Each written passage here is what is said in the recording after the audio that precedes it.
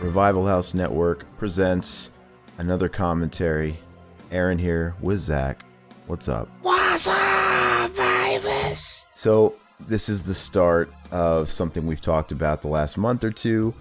We've been talking about doing an Alien³ exploitation of sorts, right? Baby. Because the film itself is fascinating. Obviously, there's a big story behind it. It was David Fincher's debut film, and he was sort of at lengths with the production company, 20th Century Fox, and he had his vision, and the studio had another idea of how the film should be. They chopped it all up. Long story short, David Fincher just owns this movie. In fact, if you guys were to seek out any of the quadrilogy box sets that have come out over the years for the Alien series, he's the only one that's missing, from doing featurettes and commentaries from, his respective film. And because he literally does not want anything to do with this piece of shit. And you know what? You kind of get it once you see both the assembly cut. I mean, there was never any legit director's cut, right? Mm-hmm. But once you see the assembly cut and the theatrical cut, what everybody saw, you kind of understand. I mean, I guess I'd be pissed off too as a director, filmmaker, or whatever. But, and I don't think it's a great movie. This movie obviously tries to retread what the first Alien did, where they brought it back to just one creature, more of a monster movie. They're kind of in an isolated area. They don't have access to weapons. And it's so in that way, it's like the first one, but it just misses the mark. It doesn't do it as good as the first one. The characters aren't as cool and likable as in the first one. And it is kind of a slow burn, but the first one was a slow burn, but this one's like, I don't know what's the difference between a slow burn that works and a slow burn that doesn't work, Zach? Isn't it weird? Like, I don't know, because sometimes it works. It might be the characters, right? Because Alien had great characters. This one, I watched the theatrical version. This is the one that I saw originally, obviously. And yeah, it's kind of a plodding, kind of boring movie. But even as a kid, I wanted to like it, right? Because I loved Aliens. I loved it. And I love this video game, which is actually made by LJN, because they made different versions of this game on, it was on the NES, the Super Nintendo, the Genesis, the Game Boy. Which version did you like? They're all good. I grew up with the Sega Genesis one, and I think it's really good, and it's a great game. The Super Nintendo one, it's a little bit different of a game. Graphically, it's more advanced. It looks a little better, but the Genesis version is a lot of fun too. Which is funny because LGN, they suck, bowls of dicks. They're horrible typically. But anyway, we're gonna watch this, and like I said, the idea is that we're doing a commentary for both of them. This one, starting with the theatrical cut, and then we're also going to do the assembly cut, so we can sort of compare and contrast. Hopefully, between both these commentaries, we can sort of talk about each one and come to a conclusion on which one's better, maybe the strong points and the weak points of each one. But I will still attest that it's been a little while since I've seen this version, because ever since the assembly version's been like at my disposal, which I've been watching the assembly cut for. I think I first saw it when they released the DVD. When DVDs first came out, they released a quadrilogy box set. And I think that came out in like 2001. So I've been watching nothing but the assembly cut for 17 years. So it's been a while since I've watched this version. And I can at least speak for the assembly cut that it's still not a great movie, but I always describe it as almost a really good movie. It's almost a really good movie. It's still missing something. But anyway, we're starting with the theatrical version here. Zach, we're all queued up. Where did this particular version, just in case people are watching along at home, where did this come from? I know it boots up with the 20th Century Fox logo, regardless. It came from the internet. Okay. Because my fucking Blu-rays wouldn't rip because they're defective or something. Oh, that's bogus. I bought them brand fucking new. Actually, I got them from, how sometimes you can get you could get them a little cheaper if you buy them from the Amazon warehouse. Oh, yeah? And it's like a used version technically. But this one said it was new, and they're like fucked up. So fuck that. I'm sorry to hear. But anyway, hopefully you guys can find it. Hopefully it's in your collection. I own this movie. I literally have like 3 different versions of the Alien quadrilogy box set. So I'm straight.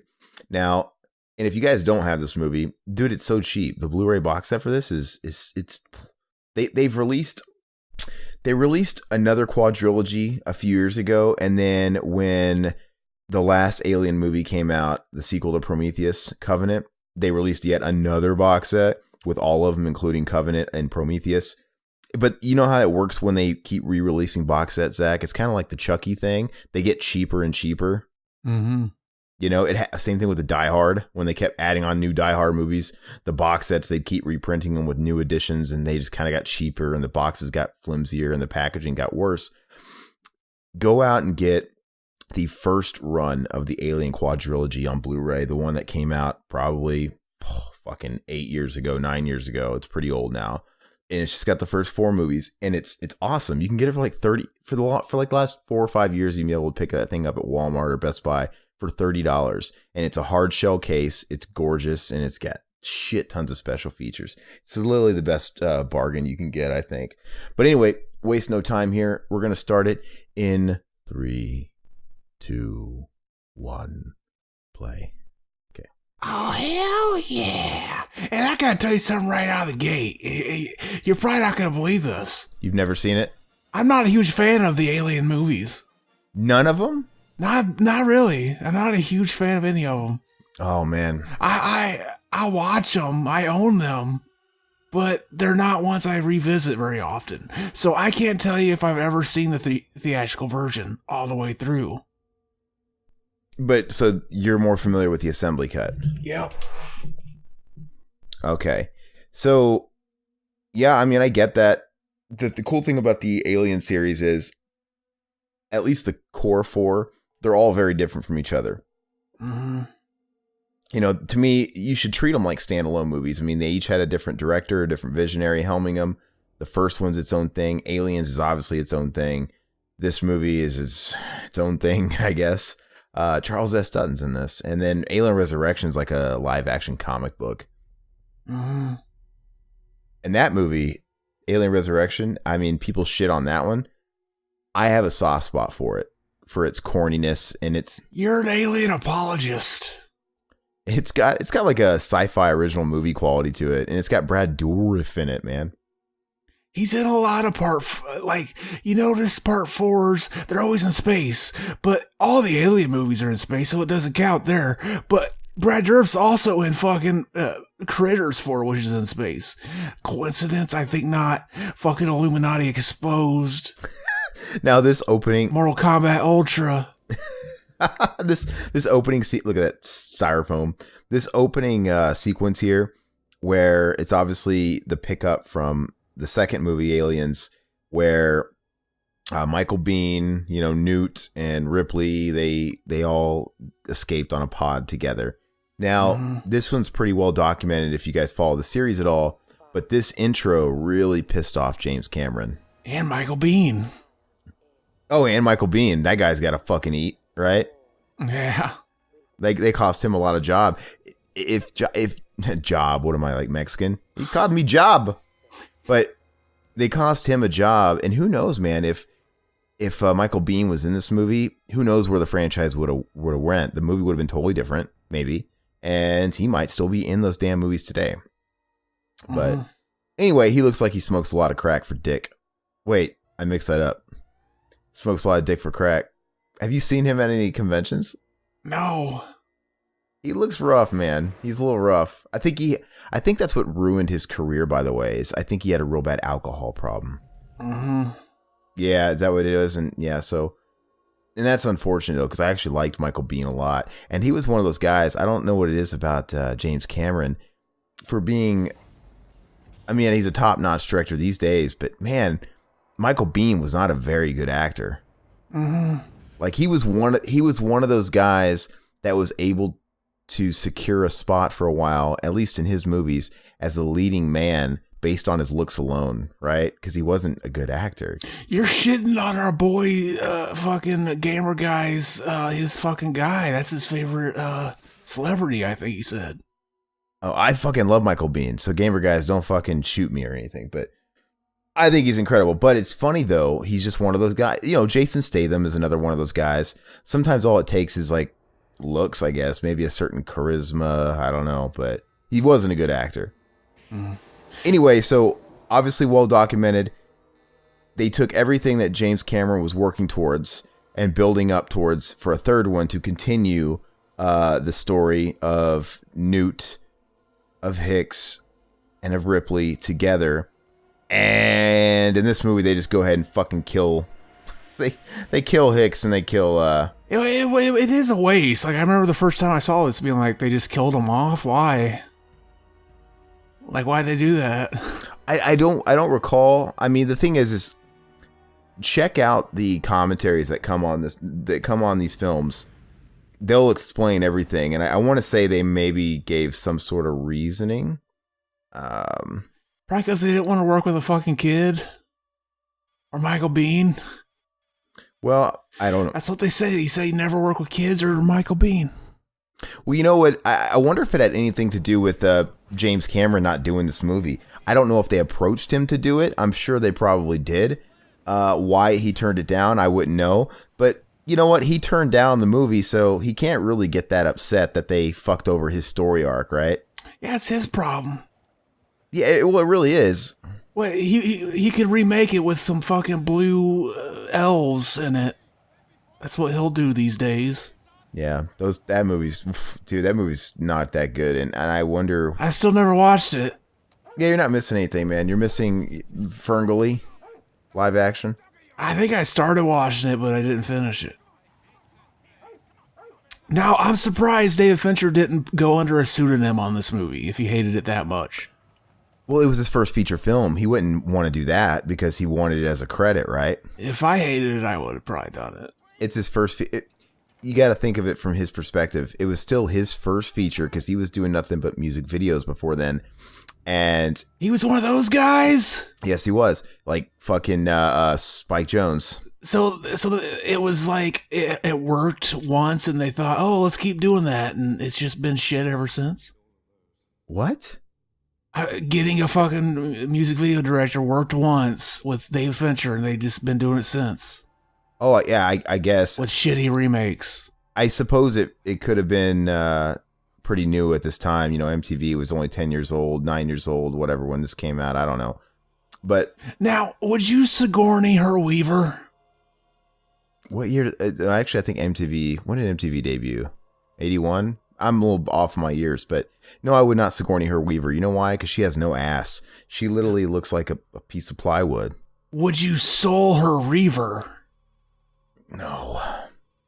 I would Soul her Reaver. That's a good game. I always forget about Bishop, man. They fucked him up too. That robot came back busted. So if we could implant a couple pounds of fat into her ass, would you Sigourney her Weaver? No, I never thought she was very attractive. Did you know Sigourney Weaver is in that documentary? God, which Beatles documentary is it? Is it A Hard Day's Night? No, it's not a documentary. Whatever. She was at fuck. I Want to Hold Your Hand. Is it that movie where no the three girls go to see a Beatles concert? I'm gonna look it up. I don't know why I can't remember it, but no, I think it's the really famous Beatles concert. The Ed Sullivan Show. No, it's like I think it was like a stadium show, but hold on. I'm going to look it up because she's actually on video in black and white and you could see her screaming. She's like front row. Are you sure it's her or David Bowie? Because they look similar. Okay, she was at the Hollywood Bowl concert. Yeah, as a teen. I'm looking at the picture on Google right now. Dude, they're like Agent 47. They got the barcode on the back of their head. These are for sale. Okay, so just right off the top, it's kind of got a cool setting. It looks like a lot of 90s sci-fi movies, like aesthetically, you know? It kind of looks like Event Horizon. It kind of looks like Cube. It kind of looks like 12 Monkeys. You know, it's just kind of got this futuristic vibe to it. Yeah, they thought everything was going to be really drab and stupid looking, and everybody was going to have bald heads in the future back in the 90s. Well, there's a reason for it. This is a prison colony planet. right? Yeah, it's prison. They gotta shave your fucking head. You can't have hair in prison. Fuck you. But it's a pretty cool idea. I mean, it's just like Escape from New York, except in the future, like deep future, where it's like, let's throw all the really dangerous convicts in outer space on a planet. I don't know who's watching them. I don't know who's babysitting them. But the idea that Ripley, a woman, obviously these are sex-starved fucking rapists and murderers or whatever they've done. Her landing on a planet like this is an interesting premise. It's really interesting. But if they would have kept Michael Biehn alive and they would have kept Newt alive, it would have been a completely different movie. They couldn't have went with this angle because it wouldn't have worked. Yeah. Yeah, all these dudes and none of them try to mac on the weaves. Oh, yeah, they do. Oh, they do? Okay. I must have just forgot. I've only seen it once or twice. So here's the thing, though. I have a trouble myself remembering the differences between the theatrical and the assembly cut. Now, I know in the assembly cut, these two have a little bit of a thing going on. This doctor and Ripley, like an actual legit, kind of like a sweet little romance. They don't really get to capitalize. Well, they end up fucking. There is a movie, a website called moviecensorship.com. You should put it in and put in Alien³ and it has timestamps and we can go through all the differences. Really? I think so. Moviecensorship.com? Yeah. I'm going to look it up. I would, but my fucking phone just died. Oh, okay. So I will look that up. Zach, why don't you tell us what you did today while I'm looking all that up? What did I do today? I just watched Thoroughbreds. It's a movie. I don't know what to think of that. That was weird. It was that Anton Yelchin, his final movie before he died. Before he got crushed by his fucking Jeep or something. Yeah. And it was dedicated to him. I didn't even recognize him until the ending, and then I noticed. It had that girl from The Witch in it. Oh, yeah. And then, like, the girlfriend in the show Bates Motel. And it was like a dark comedy. You check it out. It's one of those, like two high school girls commit a crime movies. They decide they want someone killed, and Anton Yelchin is like the guy they try to get to take the fall for it. What else did I do? I had to buy a new fucking Roku player today because my old one shit the bed. Fuck it. Fucking thing. I'll tell you what. Fucking thing sucks. I'll tell you what I did today. I was out and about. I went to various locations of Spirit Halloween shops looking for that motherfucking 2018 Michael Myers Halloween mask, that Tots mask, Trick or Treat Studios. Couldn't find any. I know Mac from Mac and Zach, obviously. He was talking to us and he was trying to hook me up, and he hooked me up with a guy in a group that was trying to get rid of his pre-order because I guess Tots always shits the bed on their customer service, and it's still delayed. Didn't end up getting that, by the way. And Mac will probably see that later. He was gonna sell it to me, and I guess he can't switch the information over to me. Like, they lock you in when you pre-order anything. They have a no refund, no cancellation policy when you pre-order from Tots. Is it the guy that lives next to you? Yeah, and that fucked up. It's some random guy that lives like fucking. I could jog to his house in 15 minutes. Jog. What are the odds? I know, it's crazy, man. Anyway, he couldn't, for an order that hasn't shipped yet or anything, he could not redirect it to me, which is kind of fucked up. You should have a right to cancel your order if they're delaying it like months, or it's back ordered. Yeah, it's weird. So, what I did while I was going to all those Halloween shops, I listened to the newest Mac and Zach Save the World, the Doll Man or whatever the fuck it was. Oh yeah, that movie was shit. Yeah, it seemed like it is. Versus Demonic Toys. I didn't finish it. I got about halfway through, and I got to be honest with you, I had to turn it off. Why? Because, dude, what is my biggest pet peeve? You were eating, dude. Were you drunk? Was that a shit-faced commentary? No. Oh, you started it like you were drunk, like you were sloshed. What'd I eat? Well, I'm saying you started the whole podcast like you were sloshed. I thought you had done a marathon and maybe you were drunk. No, but in the middle of it, man, I'm not going to imitate it because I don't want it on this podcast. But you were snacking on something in the middle, like snacking on it. And when I sucked on the warhead. Maybe that's what you're doing. That's not eating. You were sucking. It was worse. Whatever it was nasty. And eventually, it just got to me, and I had to turn it off. It literally sends fucking shivers. Yeah, shit's sour. Stop being a bitch and listen to that shit. It sends shivers up my spine. Is that your torture device? Like all we gotta do is tie you up and eat around you? Yeah, it's horrible, man. I'll give up everything. I'll tell you all the information I know. Just don't do that. That's all you'd have to do is like you and Mac both get in one of my ears, like an inch away, and just start smacking some food. ASMR style. But yeah, anyway, besides that, it was really good and I was having a good time. I just literally had to turn it off because I was going to throw up. God, you're such a soy boy. So this website's interesting, moviecensorship.com. It really does break it all down. One thing I remember is they changed it from a wild boar or something to a dog, yeah. Yeah, no. So I believe this one, it's the dog. And this is a dog, yeah. It was a boar. Yeah. No, it's not a boar, it's an ox. Oh, an ox, okay. Yeah. So it's the same shit. No, it's not. The ox is a lot cooler, and it kind of explains... They're the same thing. Same letters, same guy. Okay.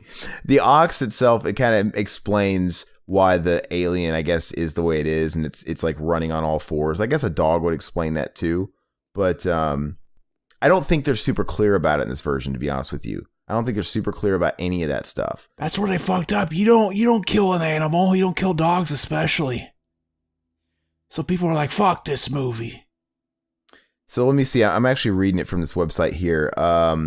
It's like foreign. Some of it's foreign, but see on the TV, they break it down as TV or special edition version, but that's basically theatrical. And the pod has been removed. In the middle is a dog, and it's barking, and one can see a face hugger. On the special edition, the prisoners recover the bodies, and a monitor shows that the message has been... What? I don't like the way this website's breaking down everything. It's not super easy to read.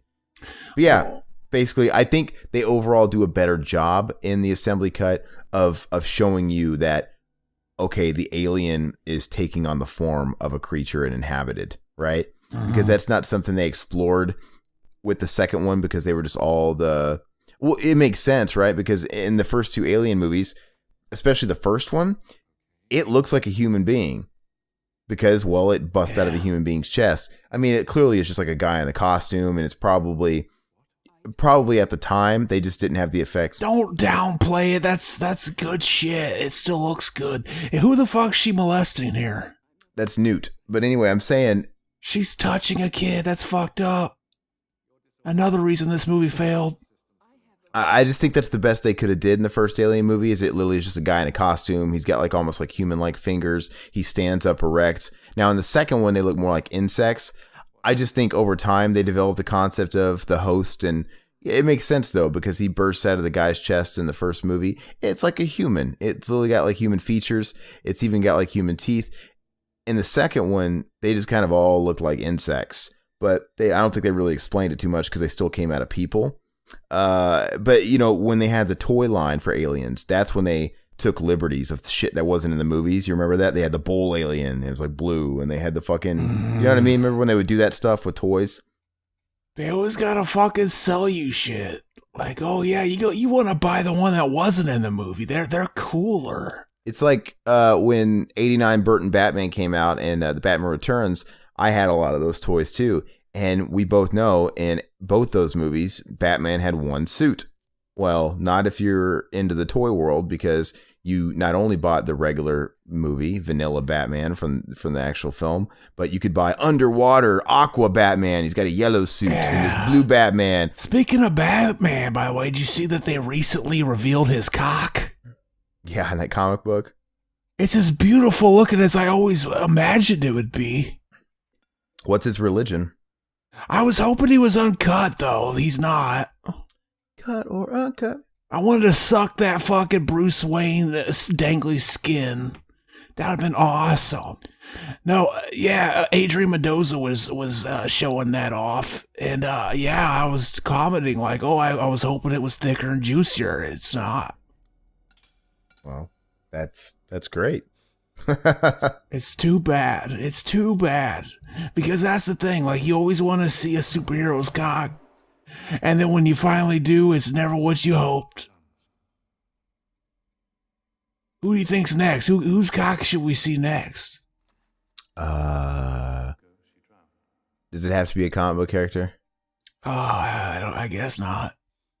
Shao Kahn from Mortal Kombat. I mean, the guy's like 7-8 foot tall. Yeah, what if he's got a tiny little cock? He's got a micro penis. That's why he's so angry.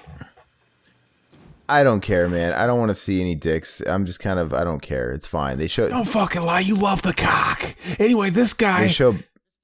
Go ahead. No, you go ahead. I was just gonna say, this guy, I would suck his dick. We got this guy approaching right now, and he looks like the villain from Bill and Ted 2.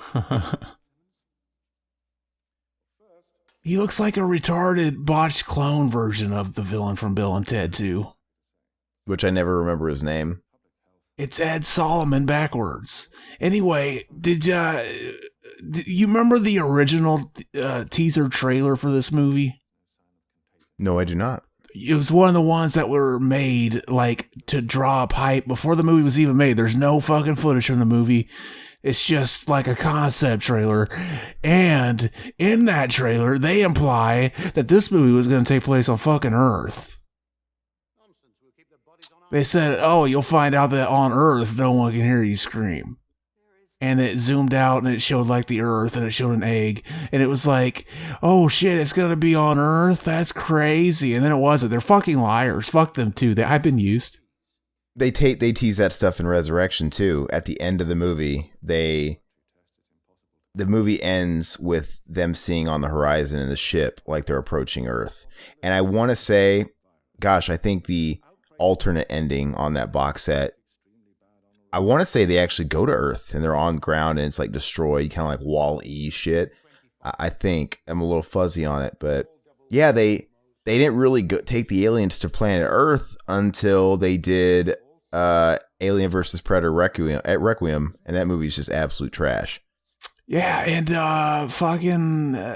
the original tagline that was on like early versions of the poster for this movie was "The bitch is back." So it was like, is the queen back?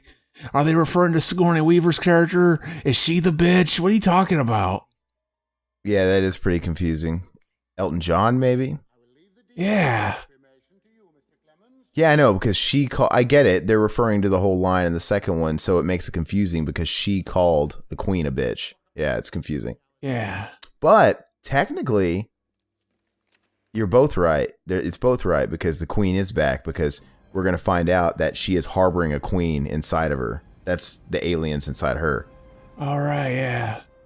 That's a difference I remember. So I must have seen this version because I remember in the theatrical cut when she's falling into the fucking the lava at the end. The T-1000 shit. That's what it looks like. Yeah, in this version, the alien bursts out of her chest as she's falling, and she like grabs it and holds it while she's falling. And then the director's cut, it doesn't happen. She just falls into it. You keep calling it the director's cut. It's the assembly cut. The assembly cut. They're not going to call it the director's cut because the motherfucker disowned the movie and wouldn't come back and recut the movie. So fuck him. We're going to call it the director's cut just to be more fucking, traditional with it. So fuck him. He can suck my dick. So I actually didn't recall the difference at the end there, the bursting out not being in the assembly cut. I wonder why that, did it look stupid as shit in this version or something? Why would that not be in the assembly cut? Why do they feel they needed to add that? It reeks of one of those things that they say like, oh, we need one final scare, one final jump at the end. So that's probably what it was. They probably just made him add it. And, what are the odds that it's also just stupid? Like, what are the odds the thing actually bursts out of her chest at the moment it's stupid, but it's satisfying. I guess so. Well, I look forward to seeing it. I don't think I've seen this version. Oh man, I probably haven't seen this version since like 1997, 96. Mm-hmm. It's been a while. Shut up, dog. That dog's awesome. Don't tell him to shut up. I'd fuck that dog. I'd watch my friend jack that dog off. One of the biggest things, though, that differs this movie. See, yeah, here we go. It's coming out of the dog here. Mm-hmm. That's right. And in the other version, they literally find the ox just with its innings out and whatever, and it just kind of happens off screen, you know. Mm-hmm. So this is kind of cool that we get to see something kind of happening here, but I remember thinking like, again, I must have seen like at least the scenes that were affected, but like I remember thinking the ox version was better. Like the effect looked better or something. they're both really shitty 90s CG. Because that's another thing about this movie too. This movie came out in the 90s, and it looks like it. And there was CG was this brand new thing where they really wanted to explore it, but you could tell they didn't really quite have it down yet. So whenever you see the alien in motion, it looks like some shitty, really bad green screen shit. It looks fake as hell. And there's some scenes where there's actual practical effects, like when the famous scene, the alien goes up to her head next to her profile and things like that. Mm-hmm. But stuff like that takes you out of it, I guess, a little bit. See, I've heard that the scenes aren't actually CG. They just or maybe I'm thinking of a different movie. But yeah, I think in this movie it has like a weird green hue to it. Yeah, it does. It does. So, which made me think, like, did they shoot it practically in front of a green screen? But yeah, they probably couldn't be shot practically how it is in this movie. The dog's kind of cool. I don't mind that. I don't mind those. I wonder why they did that. I wonder if they were like, you know what? We need to show the actual chest bursting happen because the other one was off screen. They found the ox, in the aftermath. I think it shows it there too, if I remember right.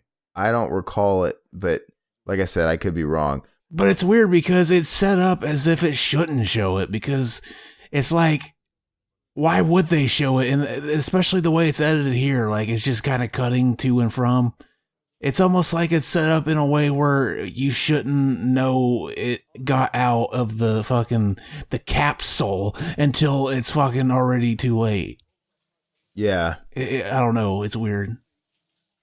But I wonder if assuming my guess was right, and when it was the ox, it was off screen. I wonder if the studio came back later and said, no, the fans want to see the actual chest burster. It's kind of a thing. It's a mainstay of this movie. Mm-hmm. It's what's iconic about the first one, especially. So it's like, we got to go back in. It's like, well, we can't like refilm it with an ox and it busts out checks. All right, let's do a dog. We can get our hands on a dog. Mm-hmm. I don't know. And that's kind of like an ox. It's got 4 legs. No one's going to know the difference. Did you see how it came out of the dog and it looked awfully developed? I mean, it had 4 legs right away. Because in the first movie, it was like a little snake. It was really tiny. Mm-hmm. But it's a lot better than in Covenant, where the thing comes out and it's like 4 foot tall. Like, what the fuck? Oh, yeah. So one of the biggest things, though, that differs this version from the assembly cut is you kind of lose a lot of the context of who these people are, because there's a huge religious undertone in the movie in the assembly cut, and that's what was intended. Like, all these guys are rehabilitating. There's a heavy religious theme going on, especially with her at the end sacrificing herself, and it's almost, you know what I mean? Mm-hmm. And his character, Charles S. Dutton, there's a lot more to them, and the way they act, the way they treat her, and it's just kind of lost in this version. I don't think they bring it up at all anywhere in this. Yeah, I forgot about that. It's pretty heavy-handed in the assembly. Mm-hmm. You ever meet somebody that's super religious and it's like awkward? I mean, that's kind of weird to answer that question, but you mean like on Family Guy, where you meet the person in the cult and they have one eye going to the left, one eye going to the right, and they can't even look at you straight? like somebody that just takes it fucking serious is what I'm thinking. Like, cause I mean, back when I was in a band, I remember one time we played at this church, and there was this band there that like you could tell they like knew everybody there. Like the pastor was like, oh, he was calling everybody by name and stuff. So it's like, oh, they must know. They were really pushing their band.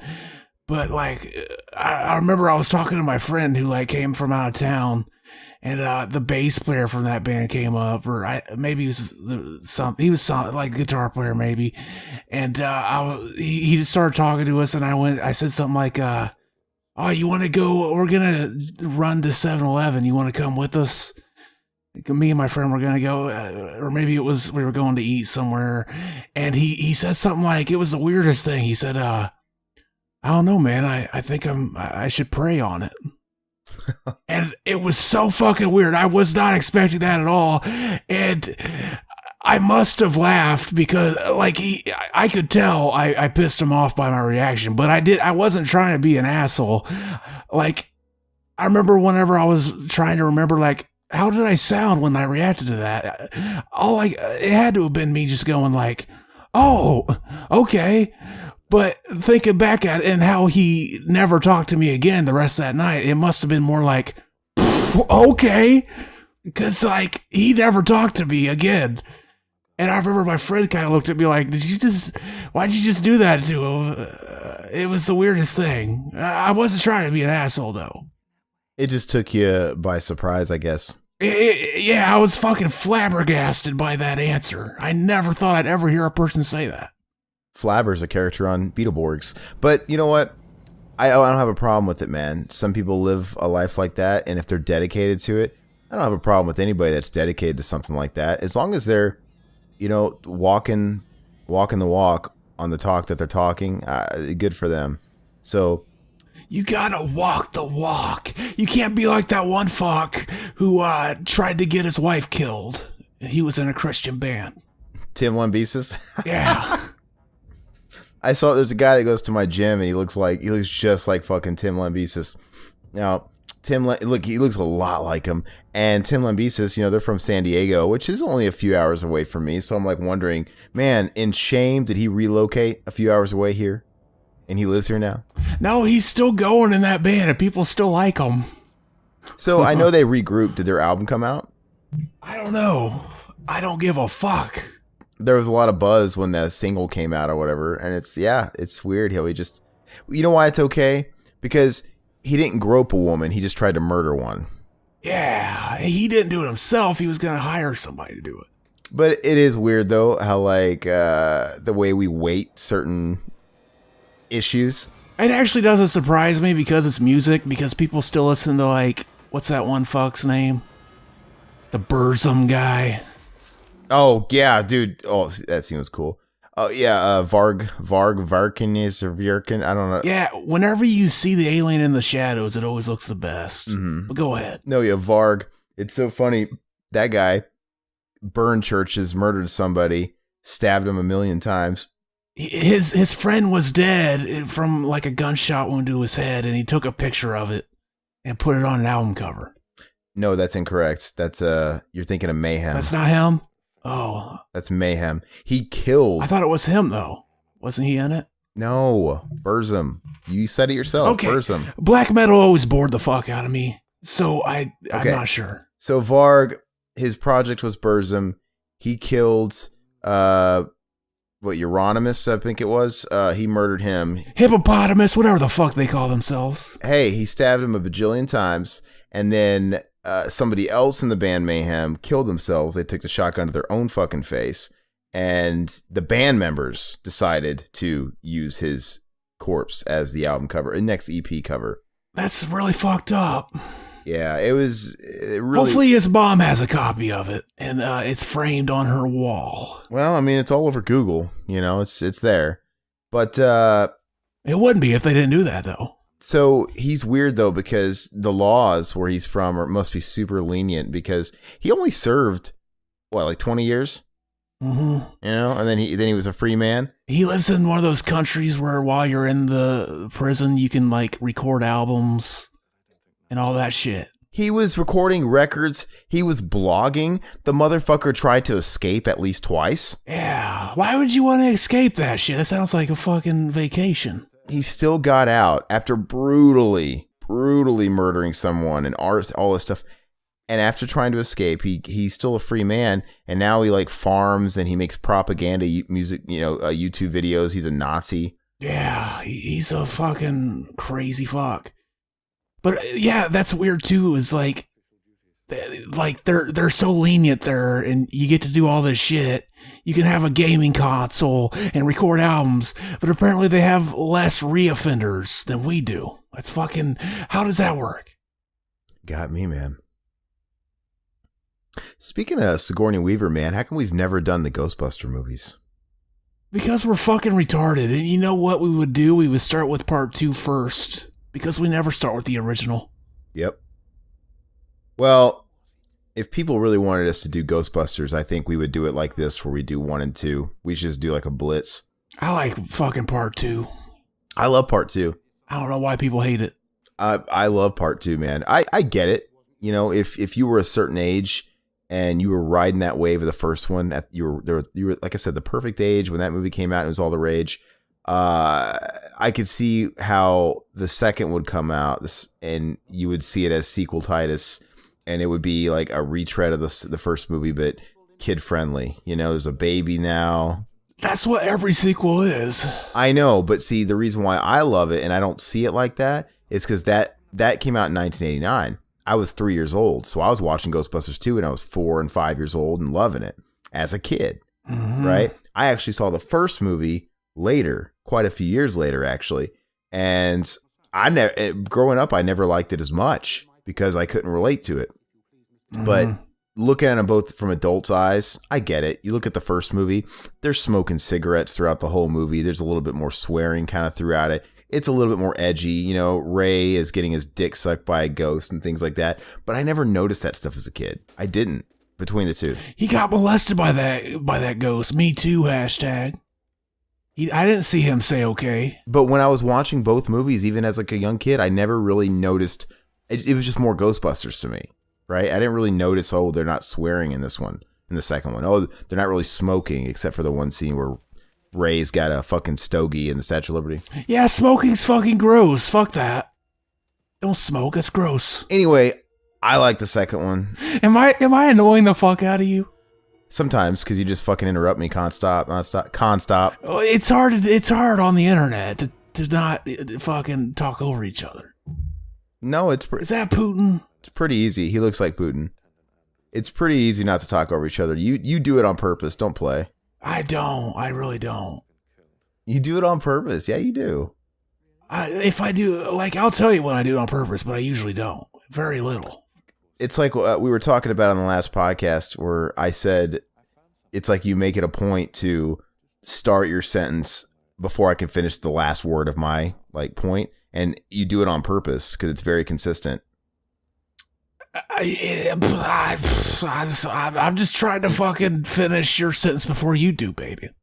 Yeah, it's fucked up. Don't do that. We're not a couple. Hey, you just did the Tasmanian Devil impression. Yeah, Tasmanian Devil was cool. Hey, we were gonna have Josh James be on this commentary, but he couldn't make it, baby. Sorry to hear about your little friend Josh. Oh fuck! What'd you hear about Josh? He's dead. Oh fuck! No, he just had to work, baby. He had to work. We invited him. I mean, it really wasn't planned or anything. We always invite him. But yeah, he had to work. He's got bills to pay. And he's saving up for our trip, which we might as well come out and address the elephant in the room. I don't think anybody cares, but go ahead about our trip. But we had to fucking reschedule the trip because we got death threats from people that don't like the show. They were saying they were gonna show up because they knew where we were going, and when we were gonna be there, they were gonna show up and fucking kill us. But we had to put a stop to that. That's not really what happened, but it's more interesting than what did happen, so we're gonna stick with it. Yeah, so we'll still have that coming down the pipeline, and we're gonna have We'll document things. It'll be great. It'll be fun regardless. It's still happening, just not the day it was gonna happen. So we're gonna watch the movie fucking Halloween on our own time, not together, which kind of sucks, but Doesn't matter. We're still going to do a review. We're still going to fucking see that bitch, all of us, immediately, and we're going to do a review immediately. hell yeah. We got it. And actually, that only supports our month of Halloween and doing the Halloween films, because it's just going to cap off. And in the middle of the month, we're going to have that one. So we got to have a Halloween blitz. And we'll do other things too. We're not just going to do the Halloween franchise, but it is an event. Exactly. So I'm pretty excited about it. And you know what?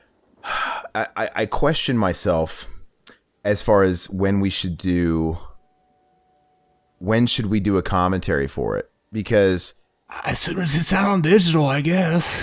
well, the thing is those movies get leaked, pirated, and whatever. And I know we shouldn't be. I don't want to download that. I definitely don't want to do that. But I guess we should. We usually wait till something goes to digital, but we try to be as early as we can as possible. But we should bootleg that shit, man. We should go to the movie and you should get one of them big ass shoulder cannons and just record it like Death Blow on Seinfeld. We should take our phones into the fucking movie theater and be recording it while we watch the movie. You think people get pissed? Yeah. I'm missing the Death Blow. Yeah. She gonna fuck that mannequin? That's fucking Bishop Lance Henriksen. Yeah. Hey, so have you caught wind of any of the reviews of Halloween? I'm staying away from them. I'm actually looking forward to watching it. I'm kind of like excited. I haven't been excited to watch a movie in the theater for a while. So I haven't actually read the reviews. I've just sort of read the overall bullet points of the consensus of people's overall rating of it. And the good news is I don't really see anybody that's saying it's shit. Mm-hmm. Nobody's saying it's bad. There's so many for instances of what not to do in a Halloween movie. It'd be hard to fuck one up nowadays. Well, but I'm seeing there's people that like it, and then the other side, it seems to be mostly people that are saying it's Halloween: The Force Awakens, right? What I was afraid of. There's a lot of nods to the original, a lot of redos, retreads, and also a general consensus I saw a few times was, it's got a great premise, the beginning's great, the end's great, and in the middle it's just kind of plods. I heard that a couple of times. But that could mean that it's a slow burn like the original, because people nowadays are like, Yeah. oh, this movie, I can't, I gotta look at my phone because he's just walking around slow. Fuck that.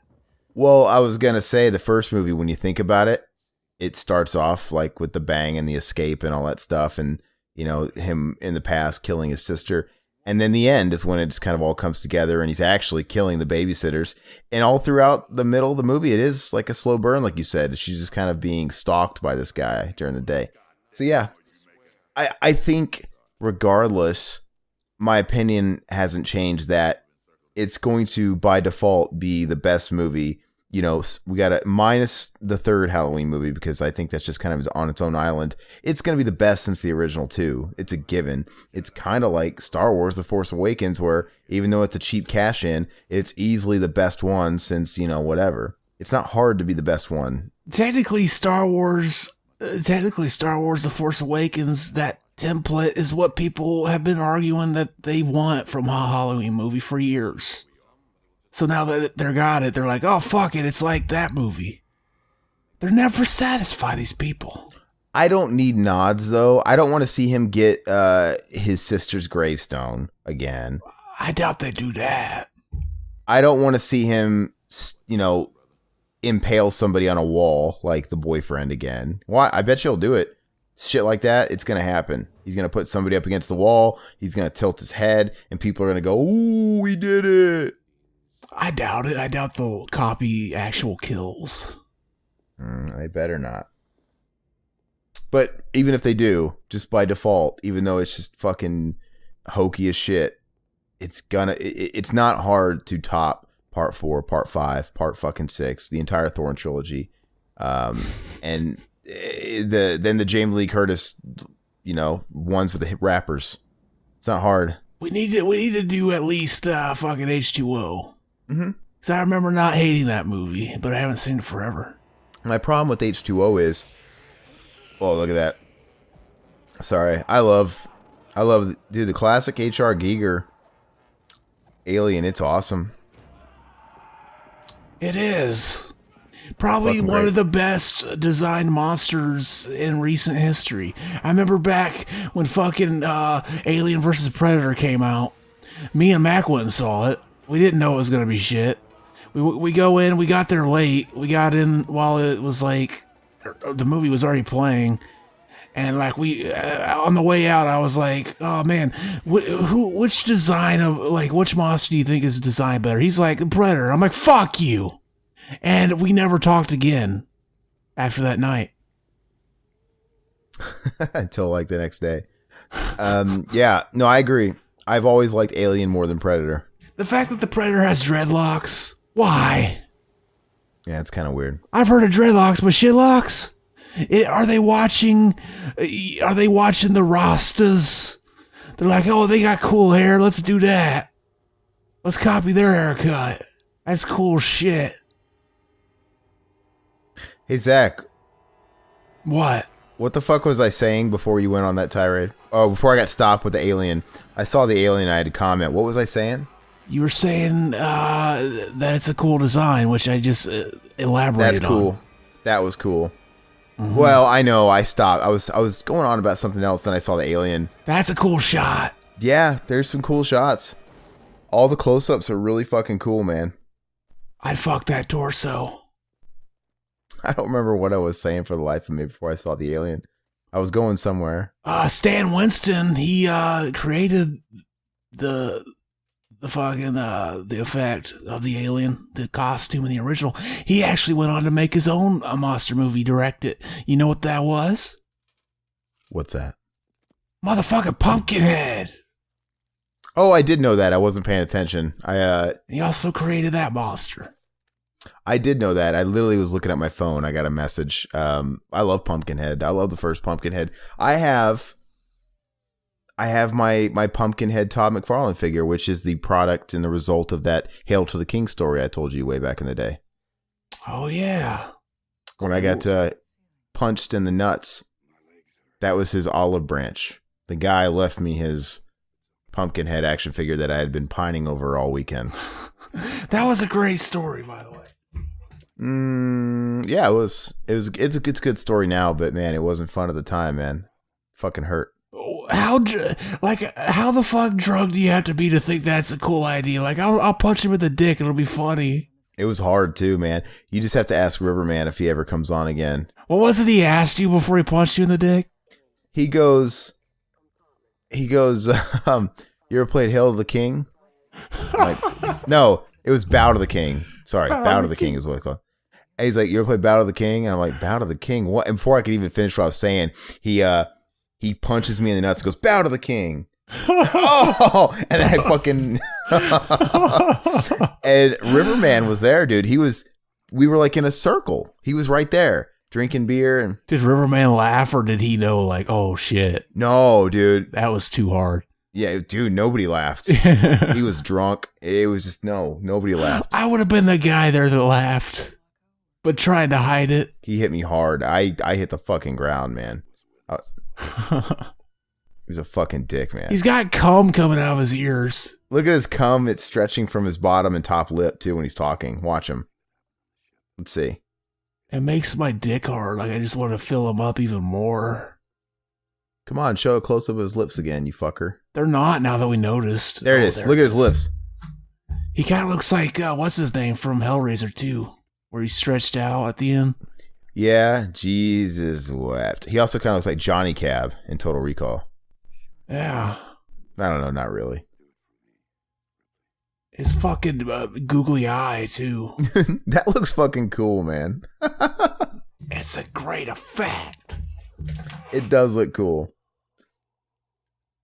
And it's extra neat because, he's an android, so he doesn't have to look totally human-like, but I know he doesn't look like the human that he did, but... Doesn't he just show up at the end of this movie, too? Well, Or is that only in one cut? yeah, he shows up in both, and it's the real version. The guy, it's Wayland, Yeah. the guy who runs the Wayland Corp, and he's based off him, his image. Waylon Jennings. It's kind of like they did the same thing that they did in Terminator, right? Because in Terminator 3, they revealed that they based the T-800 model off this general guy that was played by Schwarzenegger, remember? Oh, yeah. Wasn't it? It was a deleted scene, though. And they were watching a video, and they had the Arnold Schwarzenegger in there. It was the guy they based his image off of. And he had a really cheesy, like, hillbilly accent, like it was overdubbed. It was like a joke. Well, what would you say is the worst Terminator movie? Oh, Salvation. Yeah, that was a turd. It was fucking bad, man. That was a turd. I remember people were like, oh, it's not that bad. It's got Batman in it. He's amazing in everything he is. It's like, fuck you. It was super bleak, man, and not in a good way. It was just super bleak and boring. Speaking of Anton Yelchin, he was in that and he played Kyle Reese. Full circle. He did. Then, I guess Genesis is the next worst. But you know what? At least, unlike Salvation, at least Genesis has some kind of value to it. It's got that hot chick in it. Yeah, Amelia Clark. Look, the movie's a wreck and a mess, but if you just kind of watch it as like a fan service and take enjoyment out of them kind of doing the time rip stuff, and you get to see all the timelines colliding, you get to see them reenact the T-1000. Yeah, dude, the fact that people were blowing Salvation and still do to this day but shit on that movie is fucking proof. That people just like a movie if it has this pretentious kind of backdrop. Like for a while, it seemed like anything fucking Christian Bale was in had a pretentious quality to it. Like, I thought the same thing about his Batman movies. I thought those movies were shit. They're boring. Nothing happens. Fuck you. The way he talks is stupid. He's fine as Bruce Wayne, but as Batman, he's autistic, baby. I wouldn't fuck that Batman. I wouldn't suck that cock. Yeah, I don't think he's...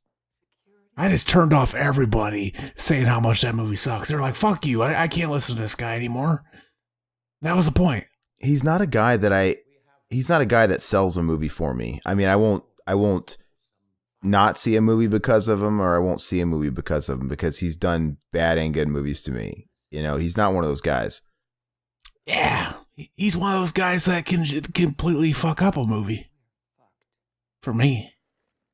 You like American Psycho? Come on. That's probably the only thing I think he was actually really good in. I wouldn't even say he was really good in it. It's just a good movie. You could put anybody else in that role, and it could have been a good movie. I agree. Well, I think there's other. Well, you couldn't fucking put Dave Coulier in there. Not anybody. Dave Coulier could have made that movie even better. Cut it out. I will fight you to the death. No, he probably would have fucked it up. I think there's a lot of people that could have did a good job, though.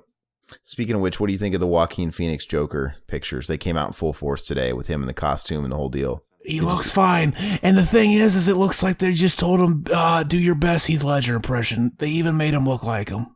You think so? Which, that makes me think they're gonna have him do an impression of him. Like, oh, we can't outdo that, so just mimic it. That's what I'm thinking it's gonna happen. Why do you think it looks like Heath Ledger? I mean, how could they make it different? Do you think they should have did the Jared Leto, the short hair, slip back hair? I mean, what?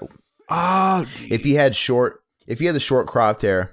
Yeah, giving him the long hair doesn't help, and then the pink. If he had the short hair, he would just be like, oh, it looks like Jared Leto or even Jack Nicholson. You know, I mean, yeah, or the fucking original character, Cesar Romero. Didn't he have short hair in the comics? Yeah, I mean, yeah, he did, but I don't think that's a big deal. His makeup is different, and yeah, it's a gritty portrayal, which is kind of like the Nolan Batman. So, but I don't care, man. I think he looks pretty cool. I think Joaquin Phoenix is a good actor. I think he looks fine. I'm just saying, like, that's what I got from looking at it. I don't give a fuck. I probably never watch it. Because like I said, I don't like the Nolan ones. I don't know. The only thing I'm afraid of is I'm very intrigued by it. I'm so burnt out on all that shit, and I don't like DC movies anymore, and all they're just garbage. But I think they should make it a standalone movie. They won't. They'll milk it and try and make this big universe out of it. But just give us an origin story, a crime, because it's executive produced by Scorsese, which is very fucking interesting. It's even got De Niro in it. So they're trying to make this like gritty Gotham/New York style crime movie and his upbringing. That's cool to me. Like take the fucking mystique and the superhero shit out of it. Yeah, that sucks. The most interesting shit is always the villains anyway. I agree. So, I mean, it could be cool. I hope it's a really good standalone movie. Maybe it'll actually be good. But who are you supposed to root for? The fucking Joker. Is it going to be one of those things where he's like a Jason Voorhees, where we're going to watch, the movie developing, and it's like, oh, we feel bad for this guy. We understand why he's turning this way, and then at the end we're supposed to hate him, or you know what I mean? Make it make it like Breaking Bad. He starts out good, you want him to succeed, and you want him to, but he gets a taste of the evil, babe. Exactly. And then he's just too far gone. But they can't do that with a movie. That's too long. That's a way better comparison, though, than the Jason Voorhees thing. That wasn't good. I like yours better. I watched Freddy vs. Jason last night. That's why I was fresh in mind. Yeah. And I saw the scene, of course, where Freddy's pulling him in the lake, and it's like, oh, you feel bad for Jason. Yeah. Whereas Freddy Krueger, he's just straight, pure, malicious evil. He's clearly the bad guy of the movie. We might as well bring up that Robert Englund's going to play Freddy Krueger again. Oh, the fucking Goldbergs. Okay. A show for soccer moms. I've never really watched the Goldbergs. I'm sure it's all right, but I know a lot of people that like it. But man, the guy swore up and down, I'll never wear the makeup again or whatever. And they clearly, ABC gave him a fat paycheck to do it. And I get it. He probably just had to get in the makeup just one time. That's it. One time. Well, whoever owns the Goldbergs is probably a subsidiary of fucking Warner Brothers, which means they were just like, okay, who's a monster we own? And then if Robert Englund would have said no, they probably would have asked fucking Skarsgård if he would have played fucking Pennywise for it. Well, it's still, there's relevance there because Goldbergs takes place in the 80s. It's an 80s show. And Freddy was all the rage in the 80s. So it makes sense for him to show up in a Halloween episode. But I don't know. They gave him a paycheck, and I'm sure he just had to... Wait, sorry. I got to see his kill. See, I don't even think they fucked in this version, did they? I don't think so. They took out their entire relationship. Yeah, so you don't really give a fuck that guy died. And look at that. Oh, that was a pretty good looking fake head, though. Yeah. This shot's iconic. I'd let him fucking those juices from his drool fucking. I let him gobble my cock. He's even got a tongue that can suck it too. It's awesome though, man. The alien, it's clearly assessing her, but it doesn't actually kill her. Why? Because it senses that a queen is inside of her. Mm-hmm. Right? It's pretty neat. I think he was intimidated by her bald head. Maybe. He thought she was a punk. What, are you some kind of punker? I hate punkers, especially bald ones or green makeup. Bandanas around their head. You know what? Like we can hope for though from that Goldbergs episode, maybe it'll spark a little interest and it'll make him think, oh, it ain't so bad. Because maybe like the best case scenario, fucking Warner Brothers could see like, holy shit, that a bunch of people watched that. Maybe there's because things from the 80s are coming back, so maybe like it'll draw interest and they'll be like, you know what, fuck that remake we were gonna do. Let's just get Robert Englund and do a fucking soft reboot sequel. So exactly. Is his reasoning really, I don't like getting in the makeup anymore? Because I get it, for the Goldbergs, he just has to get into it once. He probably has like one cameo scene. It's probably not like an extended role in the episode. But really, he's probably going to get paid more for this little fucking 30-minute sitcom than he has on his last 3 B movies combined, too. Probably. But look, when they film an actual movie, God knows they're going to film all of Robert, especially nowadays when he's old. They're going to film all his scenes together. They're going to schedule to the movie to where they film all Robert scenes together, so he only has to get in the makeup, for what, a couple of weeks, few weeks max, right? It's just fucking do it. How hard is that? Just do it. I don't know how much, like, I'm too old to get in the makeup anymore. Who knows how much of a true story that is? Because, to be honest, it's probably just a fucking amalgamation of nobody's making these movies anymore, so they're not going to call me. I don't want to just tell the fans that. I'll just say... Look. Too old to work on a coal mine? Yeah. Too old to work construction? Yeah. This guy sits in a fucking chair and puts makeup on. That's what he's too old for? Are you fucking kidding me? Like, he's almost 80, isn't he? I don't fucking know. Once you get so old, it's easier to like have a fucking stroke from heat and shit like that. So it would be worrying to be in a hot fucking layers of makeup and then the sweater and everything. But look, yeah, you know what I would be cool with? Compromise. Like you said, I've preached this. I've always thought everybody can be happy in this situation. The studios, they just want to reboot and remake shit. Why? Because they hate sequel numbers on their movies and they hate subtitles. They want to take the original title. They want to call something Child's Play. They want to call something Nightmare on Elm Street. Halloween, which is stupid. I think the fucking Halloween, I mean, I get it from a marketing standpoint. Put that fucking 10 on the end of your movie. Wear it with pride. You know what I think though? I personally, with Halloween, not to get off Freddy, we'll get back to it, but I get why they'd want to use the marketable name of the franchise. Yeah, because they want people like to just hear it and be like, it's not a sequel. I don't got to watch another one first. I can just go right in. But you know what though? But you're not going to, as far as marketing though, you got Michael Myers' face everywhere. You got Jamie Lee Curtis. You could play the fucking Halloween theme song in every trailer and people are going to know what it is. They should have called the movie, in my opinion, call it The Night He Came Home. That's fucking cool. Or if you really want to fucking baby it, Halloween, The Night He Came Home. But subtitles are stupid. But I think if they just ditched Halloween altogether and called it The Night He Came Home, that's fucking cool. What's that night before Halloween called? What the kids call it? Is it not All Hallows Eve? Mischief Night or something? I don't fucking know. Call it that. Who cares? I just think it's stupid. But anyway, with Nightmare on Elm Street, they can have their cake and eat it too. They can actually reboot it. They could fucking reboot it legit. But cast Robert Englund to play Freddy and accommodate for his age, because if they're remaking it, they can take liberties and change the story. They can change the mythos and the origin of it. Like, for example, the original Freddy Krueger was supposed to be an old man. Yeah, like make him an older guy. I mean, creepy old pedophiles are fucking creepy as shit and scary anyway. Like, make him old. Mm-hmm. And you know what? If the makeup is an issue, you could probably do things with the makeup, you know?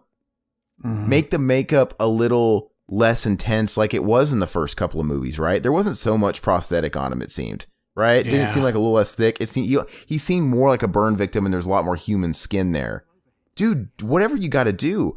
I'm pretty sure we would rather have Robert Englund in less makeup and sort of an altered design and actually have him in the movie than getting Jack O'Haley or whatever the fuck that guy's name is, Jackie, and have CGI holes in his face. I don't care. I wonder if he's like hesitant to even want to play the character not comedic anymore. Like maybe he thinks he couldn't do it or pull it off anymore. What? That would be so easy. What do you mean? The director tells him what to do. Just because he's gotten so used to the other version. That would be I would be totally cool with that, man, if it was, because you know it would have to be dark and serious. He says like fucking 3 things in the first movie. Just do that again. Have him say, Nancy, and I'll kill you slow. Just a couple of grunt lines and let that be it. Fuck. You could have most of the work done by a stunt double. A double. All the physical work, yeah. Yeah, I mean, just literally have Robert Englund in there for like the close-ups. It's doable. And it could still be a reboot and the whole deal. People do shit they don't like to do all the time. You give them a big enough paycheck. So anytime somebody's like, oh no, I'm just too old, I don't want to anymore. I'm like, no, you do it if you got the right amount of money. We're not asking Robert Englund to hit the treadmill and get in Freddy's shape and lose that old man beer gut. No, let him be old. Let him fucking be old. I'm down with it. I think nowadays, though, if they tried to make him darker, the first thing they'd get rid of is that fucking iconic sweater. No, they can't get rid of that. I would hope they wouldn't, but something tells me they would want to. I don't think they would. Why would you think that? I don't know. That doesn't scream Hollywood, dark and gritty, fucking green tint to the film. The first one was dark and he had it. So I just mean keep it more serious, no jokes. No, dude, they wouldn't get rid of the sweater and the fucking fedora and all that bullshit for the same reasons why. People are going to think he's a neckbeard now. Listen, no, they're not going to get rid of any of that stuff for the same reason that we're calling the new Halloween 2018 Halloween, because they want that marketability. They're not going to sit there and change what he looks like. Mm-hmm. That's suicide.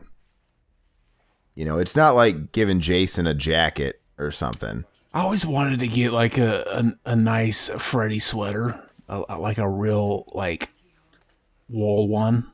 Yeah, I would never buy one of those ones they put out at like Spirit Halloween Shop every year that costs like $40 and it's like the cheapest sweater ever. You could probably rip it. You know, it's like one, you know what I mean? Have you felt those? Yeah, I found a website that sells them. I'm totally gonna, either for Halloween or Christmas, because it could work as a Christmas sweater too. Yeah, well, I would want to like hold out and get like, yeah, a pro one. Yeah, you should show me that website, man, because I've been wanting to get one too. Yeah, I need to look up people that bought from there and see what they think about it. Anything's gonna be better, dude. Go to like a Halloween store. They charge like $40 for the shittiest Freddy sweater, and it'll do the job. But it's not exactly a sweater you can wear from the day to day. It's like you can wear it as a costume, right? It's not really gonna keep you too warm in the winter. But I want to actually wear one. I remember the lady that actually knitted one of the screen used sweaters had her own website and was selling them to fans at one point. Oh, really? Yeah. Interesting.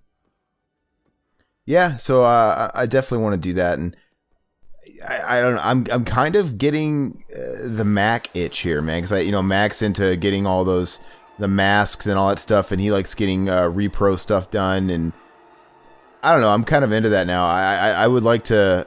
Seems like an expensive hobby. I couldn't get into that just because of how fucking that shit deteriorates.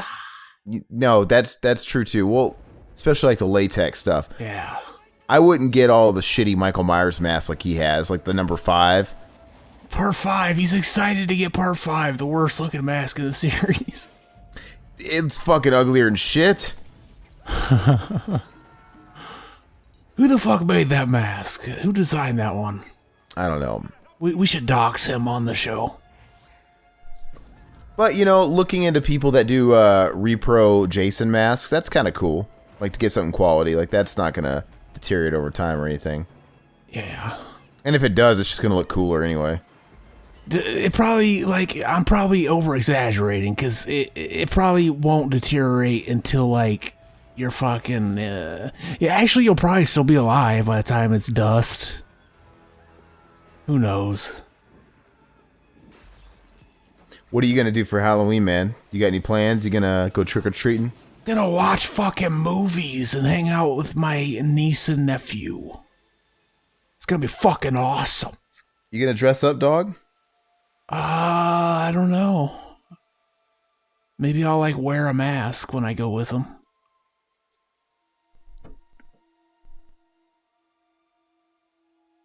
What about you? I might give out candy this year. I've been decorating around the house. I just like Halloween for myself. I like to put up shit to get myself in the spirit. I'm one of those basic white bitches that likes pumpkin spice, so I got a bunch of pumpkin spice scented candles in my house. Yeah. I might give out candy and just do that and watch movies. That'll be it. Yeah, I gave out candy twice, like 1 year, and then I was like, why the fuck am I doing this? I should just buy candy and eat it. And then I did that the next year. It's pretty cool. I can't eat candy, man.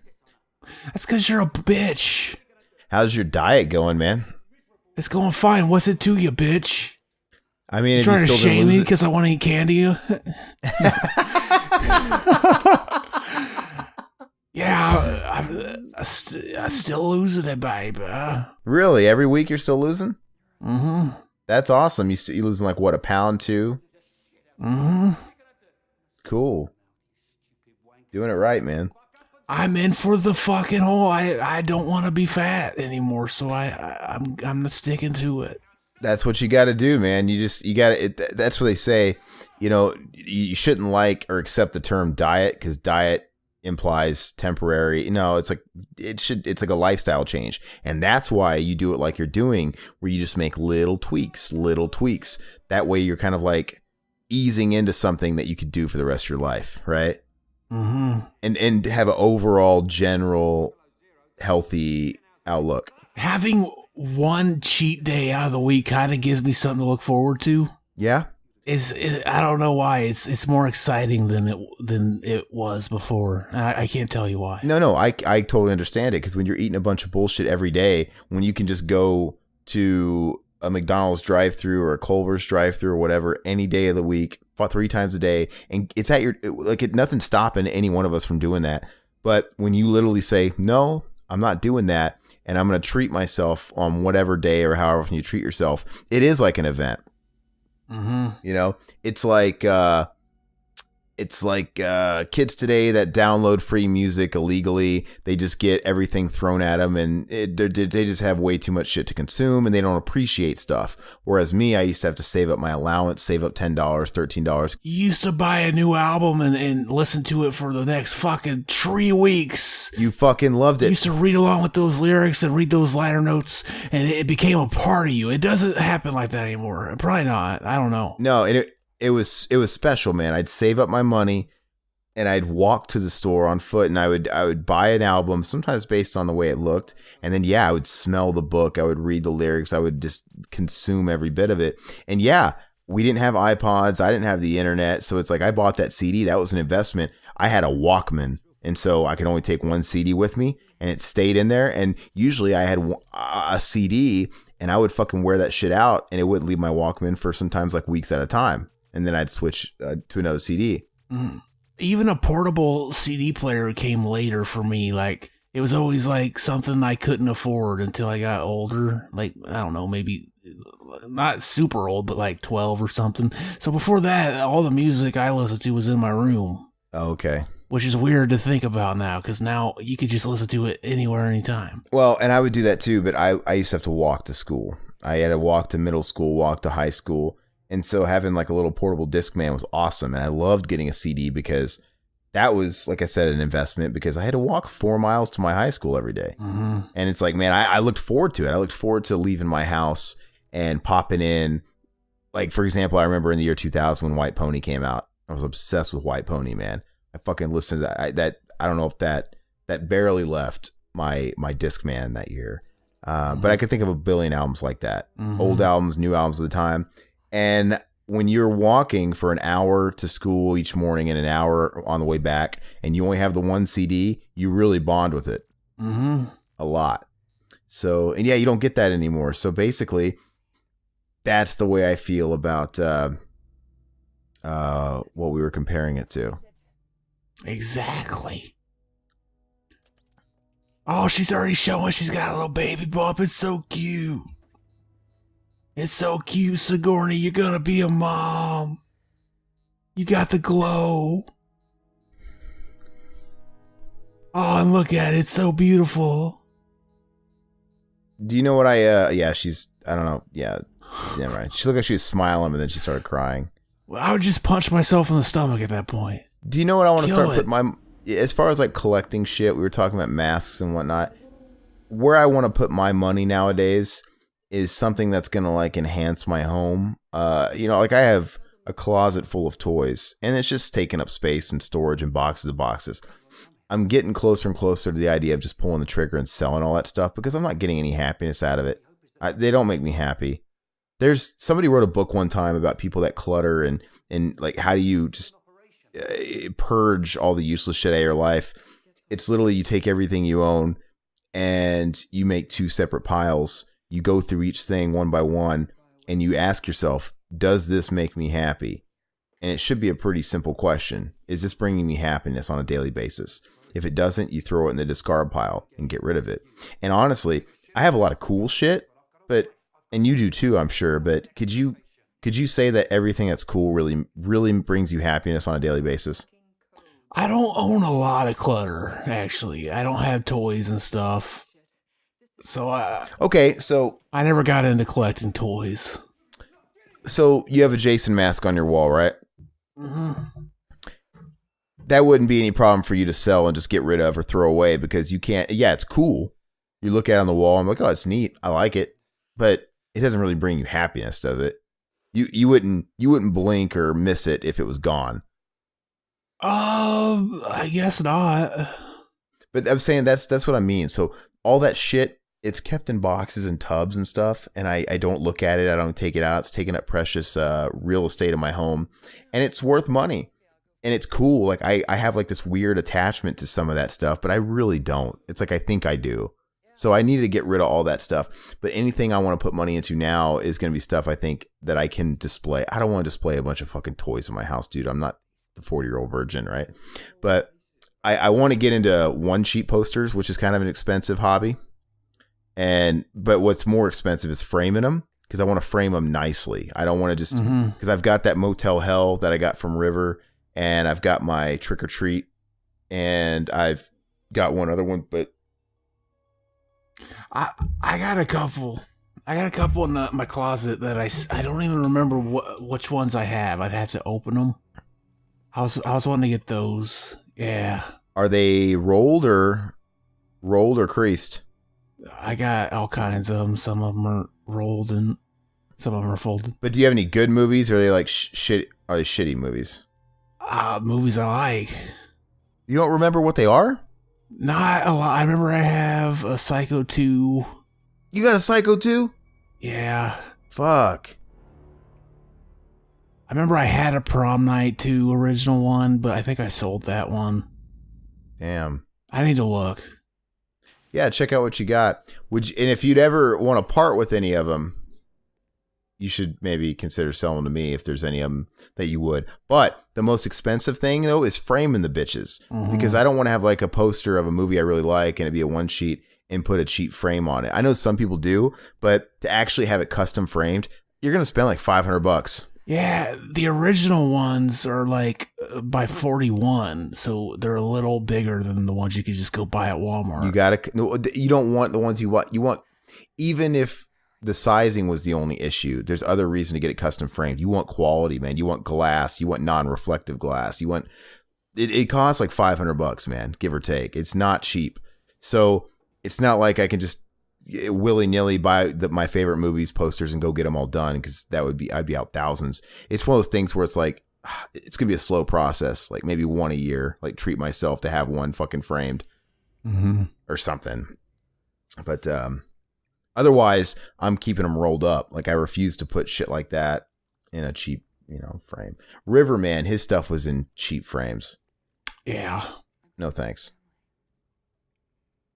My reprints I put in cheap frames. Yeah, I could see that.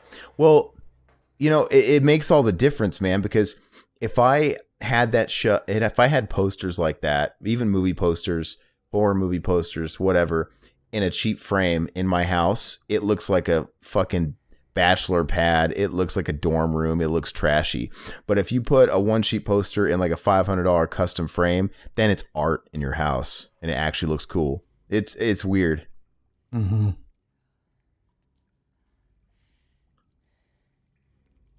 look at the drool, baby. I want to grab some of it and jack off with it. I'm really fucking interested to know what posters you got, man. You got a lot? I don't know. There's at least 10 I saw the other day when I was cleaning out my closet. Man, you should look into them and tell me what you got. I'm very curious. I remember I have the only one that I really remember. I remember Psycho 2. I have like 3 different variant posters of Savage Streets. I remember I have one of the Critter movies. I don't remember. I think I have the Critters 2 poster that I don't like so much. It's just like the first movie's poster, but they added a 2 next to the critter. Yeah. But I wanted like the video poster where they're in the ball. The thing about custom framing stuff is, as expensive as that is, that you'd have to, for me anyway, I'd have to reserve that for my favorite movies, right? Not just a cool movie, because it's so expensive. Yeah, I'd love to have like Evil Dead, but that's too much. Like A Clockwork Orange, that's too much. There's only so, and there's also, even if money wasn't the thing, there's only so much real estate in your house, wall space, right? Mm-hmm. For such, so you really have to look at that. Look at that. I love that Alien, man. Mm-hmm. So yeah, I part of me, I really, you know what movie I want to get? You know what movie I want to buy? I really, really want to get the original TMNT, just because, and that one's special, not because it's the greatest movie in the world. I like it, but it's the first movie I ever saw in a theater. It's a great poster too. It's an awesome poster. It's so cool. And when I see it, and I remember seeing it when I was a little kid, man, just being like, oh my God, it's so fucking cool. And I still look at it and it still looks good. It doesn't look shitty or cheesy. It gets me excited. And it's the first movie I ever saw in theaters. I want to get that one framed, so that one's special. Right now online, I was looking for some, and I couldn't find any that were... I mean, I found one that was rolled. The price was, in my opinion, too... There's not enough of them out there for there to be a fair price on them. Mm-hmm. You know, people are just kind of asking whatever they want from them. I don't want to pay $500 for a rolled TMNT poster that has like fucking pinholes in the corners.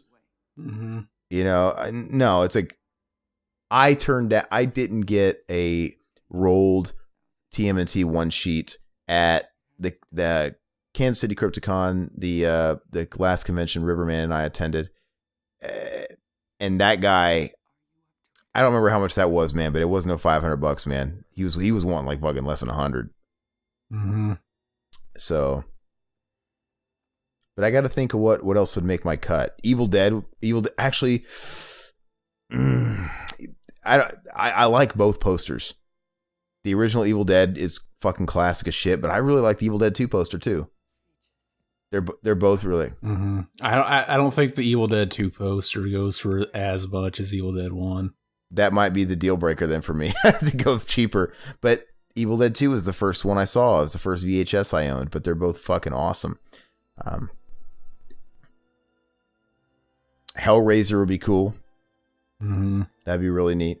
I'm just trying to think of my favorite movies that I think would make the cut.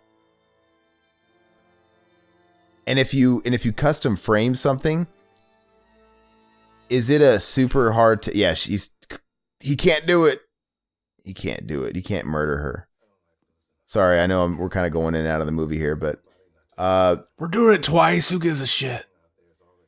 Yeah, I know. When you custom frame a poster, Zach, is it like impossible, or is it a huge fucking task to switch out the posters with another frame if you ever wanted to? Yeah, I don't know. I've never gotten one done before. I wonder if that would be a whole process in itself. Like you have to take it back in, you know? Yeah. To do a whole deal. Because when they put it in the poster, they flatten it. They do this whole deal. Like even, I think they do a thing where even one sheet posters that are folded, they flatten it out to make it really, you know, not show those creases too much. They do something to it. So I think it would have to be a total reworking, which sucks, man. So that makes me want to go, well, if I go to trouble of getting anything framed, I need to get it right the first time and do the right movies the first time. Like maybe don't waste that on Motel Hell is what I'm saying. Mm.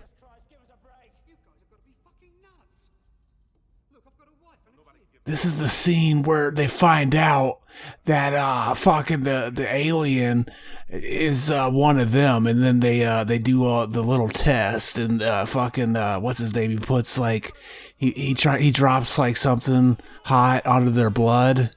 Oh wait, that's a different movie. Fuck. Yeah, what the fuck are you talking about? I was talking about The Thing. I was joking. Oh, okay. I was just trying to make some conversation. Because it got all quiet all of a sudden. That's a better movie. Yeah. We got to have a Carpenter exploitation, man. Have we We did They Live. That's it, right? Yeah, we did. I guess Halloween 2, but he only wrote that. Yeah. That's you know what? That's a movie that would make my list. Is Escape from New York.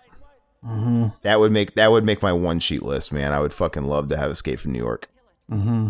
But yeah, I don't know why we haven't done that. Escape from New York. Halloween eventually. Maybe we could do the first Halloween finally this month. I was wondering, back when we were talking about the original Nightmare on Elm Street, I was wondering why the fuck we haven't done that. Because we're fucking hipsters. We want to be cool and do everything but the original. And literally now it's like almost that's all that's left, right? We're probably never going to do them until at some point we got to have a original exploitation, and we only do the originals. Yeah. That seems to be how we work.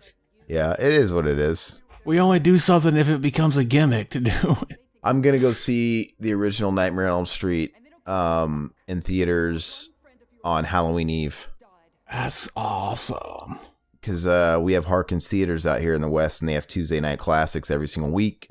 And all of October, they always have horror classics on those Tuesdays. And they got Nightmare on Elm Street playing, so that'd be cool. This is God. Yeah. Did you hear that story I told about that? I did hear that. That was funny. That was genius. Tell people, what how did it go again? Me and me and Mac, sorry for that beep you heard there. But we were at a fucking whorehound, and fucking a guy basically imitating Freddy Krueger with the whole thing on, like a nice mask and everything. He puts his hand on Mac's back, and he turns around, and he goes, "Oh God!" And he goes, "This is God." It was perfect. I started laughing my ass off. I was like, "You planned that shit. You planned that. That was too perfect." Was it like it was one of those costumes like on my Instagram? You've seen it where I've got the picture at a con with a Freddy guy. Mm-hmm. You've seen that? Yeah. It's, the people have some pretty impressive prosthetics. Mm-hmm. It was genius. I would have sucked that guy's dick. One thing we haven't talked about, man, the fucking new Child's Play doll is out. Now, you actually are like, hey, it looks better than the Colton and Curse of Chucky doll. Shut the fuck up. Yeah. We only saw like a part of its face, to be fair, but it actually, I'm actually, the only thing I'm upset about is they're changing the movie a lot from what it seems. And obviously it's a robotic doll instead of a fucking possessed doll. That's the thing too, is the original was a robotic doll too. It had animatronic. Like, how robotic is it? Exactly. We don't really know yet. I guess not, but are they gonna write it in? Maybe like they write it in that like, oh, it's got fucking Amazon Alexa technology. You could talk to the doll and it'll tell you shit. Hey, Chucky, what's the weather like in Argentina? And he tells you that. Yeah, but why do they have to rely on the original design so much? Because I know it's different, but clearly they're trying to still look like the classic good guy doll, like a revision. I don't know why the fuck they're making it at all. Yeah, no, I agree with you. But that's what's really fucked up is now I thought it was going to be like its own thing, just cash in on the name. And now you got two dolls that kind of look similar. Mm-hmm. You know, I don't know. I think it's a clusterfuck. And they got Aubrey Plaza playing the mom. That's fucking weird. Who's she? She was on Parks and Rec. Google her real quick. I don't know. She's in a bunch of shit. You know her. Is she a comedic actor then? Yes. That's weird, yeah. It is really weird, but Google her, you know who she is, and she does a lot of like raunchy kind of slapstick comedy, and she's going to be playing, I'm hoping, a serious role. Maybe it'll be a stoner comedy like Seed of Chucky. We got it all wrong. Yeah. You know what I'm trying to do? That guy looks like Kane, by the way, without the mask. Mm-hmm. The big lug. He's the fucking governor of some state. I thought he's a mayor, dude. Fucking shit. Oh yeah, mayor. Here, look at this alien effect. It's like yellowish. He's fucking him. Yeah, they tried to match the lighting of the movie and they fucked up. But it doesn't look as bad on a low definition file like this. But when you watch it on like Blu-ray on a big HD screen, you really see it. Yeah. I've had to piss really bad for this entire movie, and I'm trying not to say, hey, I'll be right back to take a piss. Be like a Mac and Zach drunken commentary. Piss into a cup on the mic. It's the best feeling ever. You feel so liberated. I've got an empty Gatorade bottle right here. I could do it. Do it. It'll be awesome. You think so? And then you can take a picture of it, call it Instagram Piss in a Bottle Part 3, and it'll match up with our Instagram Piss in a Bottle pics. See, it's a universe here at the Revival House. It's an expanded universe. See, we're going to make the Mac and Zach movie, and then one day we'll make the BTM movie. The BTM movie doesn't make sense. The Deep End movie. Oh, what? No, we got to do the... Yeah, that didn't look very good right there. Mm-hmm. Do a PP. It'll be fun. We got to go to one of these conventions that Chiller Fest or whatever that Pauly Shore... Why is Pauly Shore going to these fucking horror conventions? I'll never know. But we got to proposition them. Like, hey, we got a role of a lifetime for you. You're going to play yourself in this movie. You're going to be the kingpin of a big drug cartel. So you're playing yourself. I'm going to go piss for 2 seconds. Zach, can you be entertaining for just 2 seconds while I'm pissing? I'm going to be like Garth Algar whenever Wayne leaves him. And he's like, I'm having a good great time. Not. I'm just going to piss, guys. I'll be right back. Yeah, go for it, bitch. I'm going to fucking shit talk him the whole time. I'm going to tell you shit about him that he... Like, if he was here, he'd stop me from saying this shit. That looked bad. That was probably the worst looking shot of the movie there. Fucking light shooting at the fucking... oh, look, that was bad too. See, it just outdid itself fucking 5 seconds after the last time. Fuck this. They should have just cut the scene out of the movie. Why not? I mean, we could have gone without this scene. We didn't have to see this. Just show the fucking POV shots. That's all we needed. But no, they just gotta, they fucking see, you hire these fucking computer nerds to make this shot, and this is what they give you. I would say, you fucking take this back and do it again until it looks something fucking presentable, or you ain't getting in my fucking movie. I'll scrub your fucking name from the credits, bitch. You'll never work in this town again. That's how you gotta treat these fucks.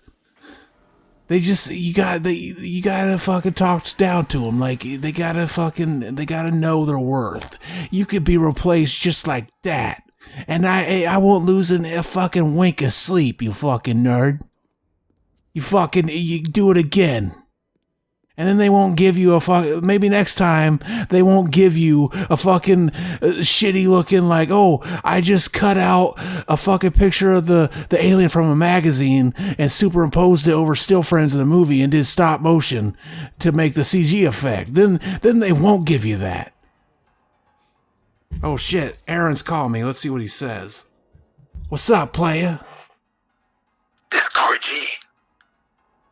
Yeah, that's what I said. This ain't Aaron, this is Corey G calling from the shitter. What you doing, baby? It's a mighty stream going on in here. So you're are you shitting or are you peeing? You said the shitter. No, I'm back. Oh, okay. I was trying to make something out of that, but you blew it because my headphones are so loud. I heard you say, "Hey, Aaron's calling me." You weren't supposed to do that. My bad. Yeah, you ruined it. You should have blocked your phone number, and then I couldn't have said that. But then I probably wouldn't have answered it. Yeah, I know. I wasn't thinking. It was kind of on the fly. But no, it was a mighty stream. Let me tell you. I was dogging you so fucking hard while you were gone. I heard a lot of fucking shit talking, but I couldn't really make out what you were saying. What did you say? Yeah, I fucking told all your deepest, darkest secrets, baby. Oh, I'm sorry. All the shit you told me not to say on the podcast, it's on there now. That's all right. And you can't fucking erase that. That's what you get for having to poop while we're recording. I just pissed. That's all I did. That's what you get for having to pee while we're recording. Look, that looks bad too. See, is that why David Fincher hates this movie so much? I didn't want to put my name on that. because of the CGI. Because you gotta imagine it'd be hard for a director to fucking like, these are all people that have jobs, right? And like, I was saying like, oh, I would have told him to fucking redo it or you ain't getting in the movie. But what, would you do that in real life? Or would it be like, oh, I can't fucking do that. I can't like, because I'm sure this shit took forever to fucking pull off. Like, just even the quickest CGI shot. Mm-hmm. You know what I mean? So would I say, hey, motherfucker, you redo this or I ain't paying you, or I'm cutting your scene from the movie. I don't give a fuck about your kids. I will take the food that you were gonna get your kids with that money and eat it right in their fucking face, and I'll fucking piss on your kids. Fuck your kids and fuck your family. Fuck your wife. I don't give a fuck. Or would I be like, he did his best. I'll roll with it. I don't know. I'm kind of a fucking... I don't like confrontation anyway, so who am I kidding? I wouldn't say shit to him. I'd be like, yeah, it looks great, thanks. Are you done? Yeah. What the fuck are you talking about?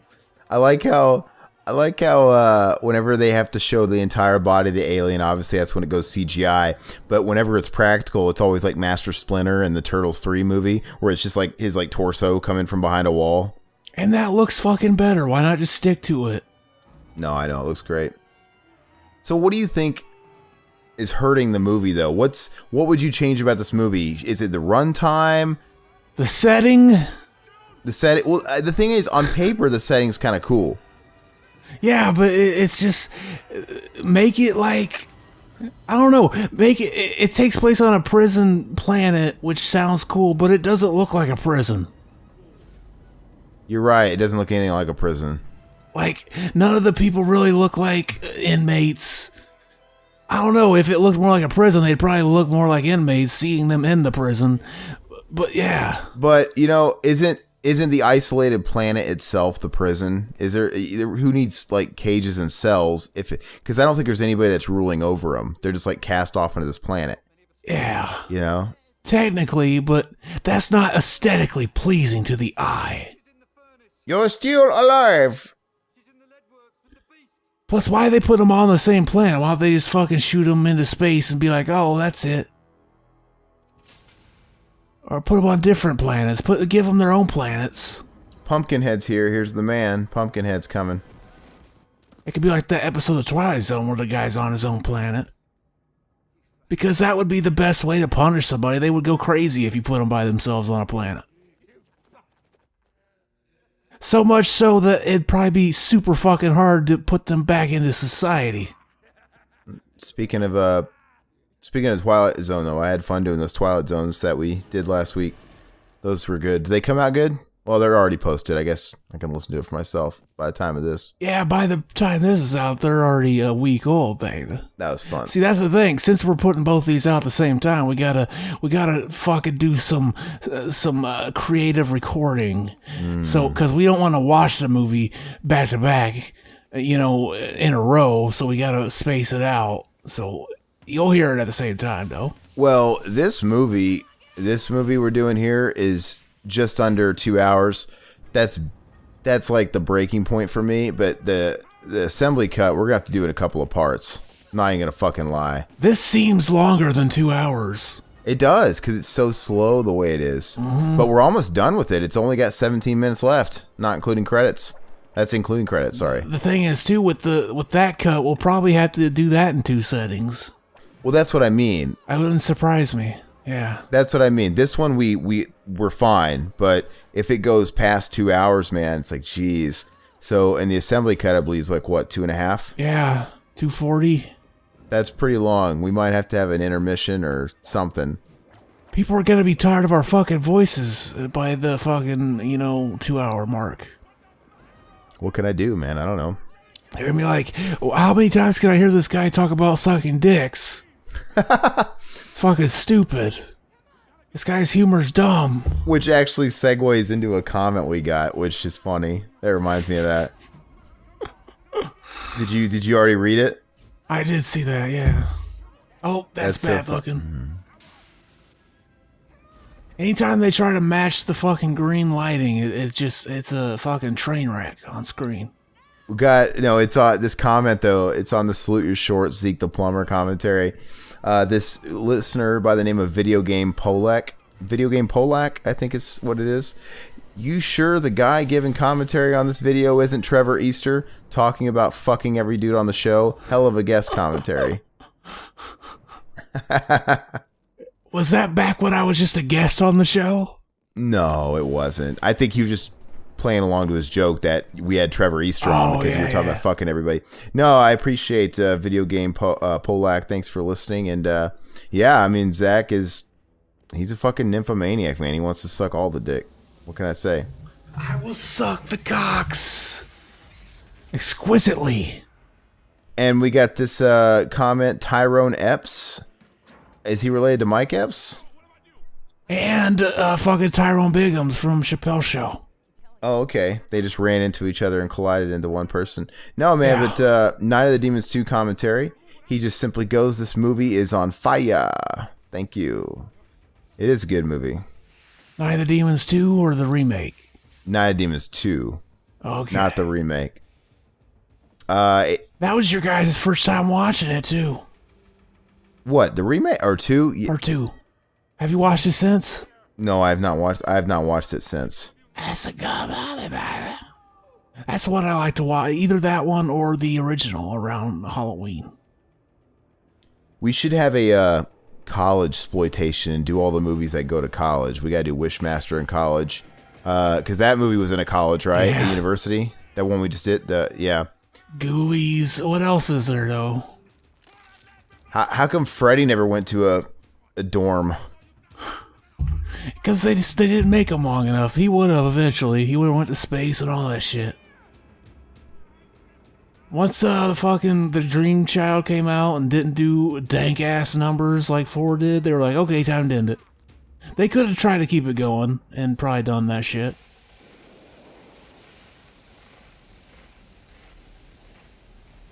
Look, I feel bad for him there, the way he's reaching up like, no, I'm just a pretty little alien. I don't want to get hurt. Yeah, they fucked him up, man. You forget that he kills people. He's just following his instinct. Poor guy. The alien doesn't have eyesight, you fat, skinny fucks. It's pure instance. Somebody will get that reference, and they'll laugh for a second. It'll be cool. That's when you're supposed to put in the soundbite, remember? This music's a little un-alien-esque. It's fucking triumphant. Most triumphant. They saved the day. Oh! And he's like, fuck you. Would you fuck the alien? No. It's kind of sexy. It would come acid. Exactly. You'd get fucked to death. What better way to die? We should all ask for something that good. This scene's pretty cool. You know what movie I still want to do? I brought it up a few times, but you should watch the movie Extra. Just watch it yourself. I've seen it. You've seen it? It's a good movie. It's fucking crazy. Who was it that told me they didn't see Extra? I don't know. Who put that out? Somebody. I forgot. Some smaller distributor put it out. The fucking Blu-ray went out of print like right after it was released too. People were like, yeah. Why the fuck is this going for like $40 now?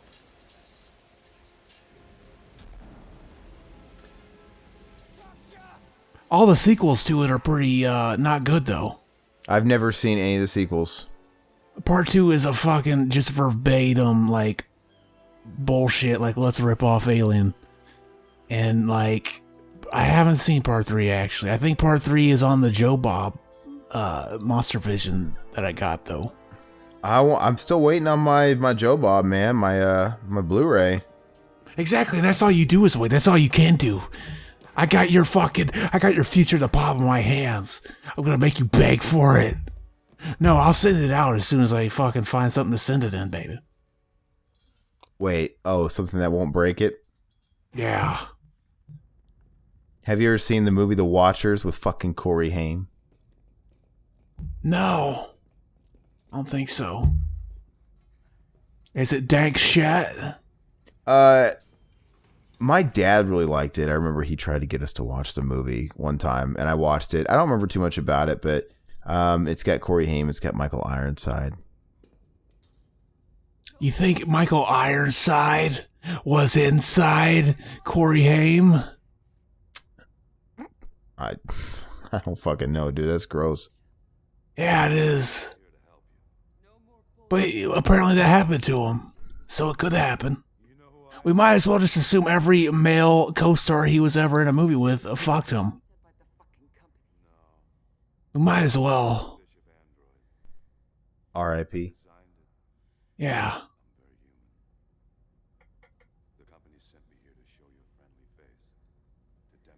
So this commentary really died. Here's the big. No, I was trying to sneak away to close the bathroom door just to make sure it wasn't picking up any echo. But you don't give me a fucking second, Zach. You're always like, hey, the commentary died. Give me 2 seconds. I gotta close this. But this is the big climax of the movie. I want to see this alien pop out of her chest.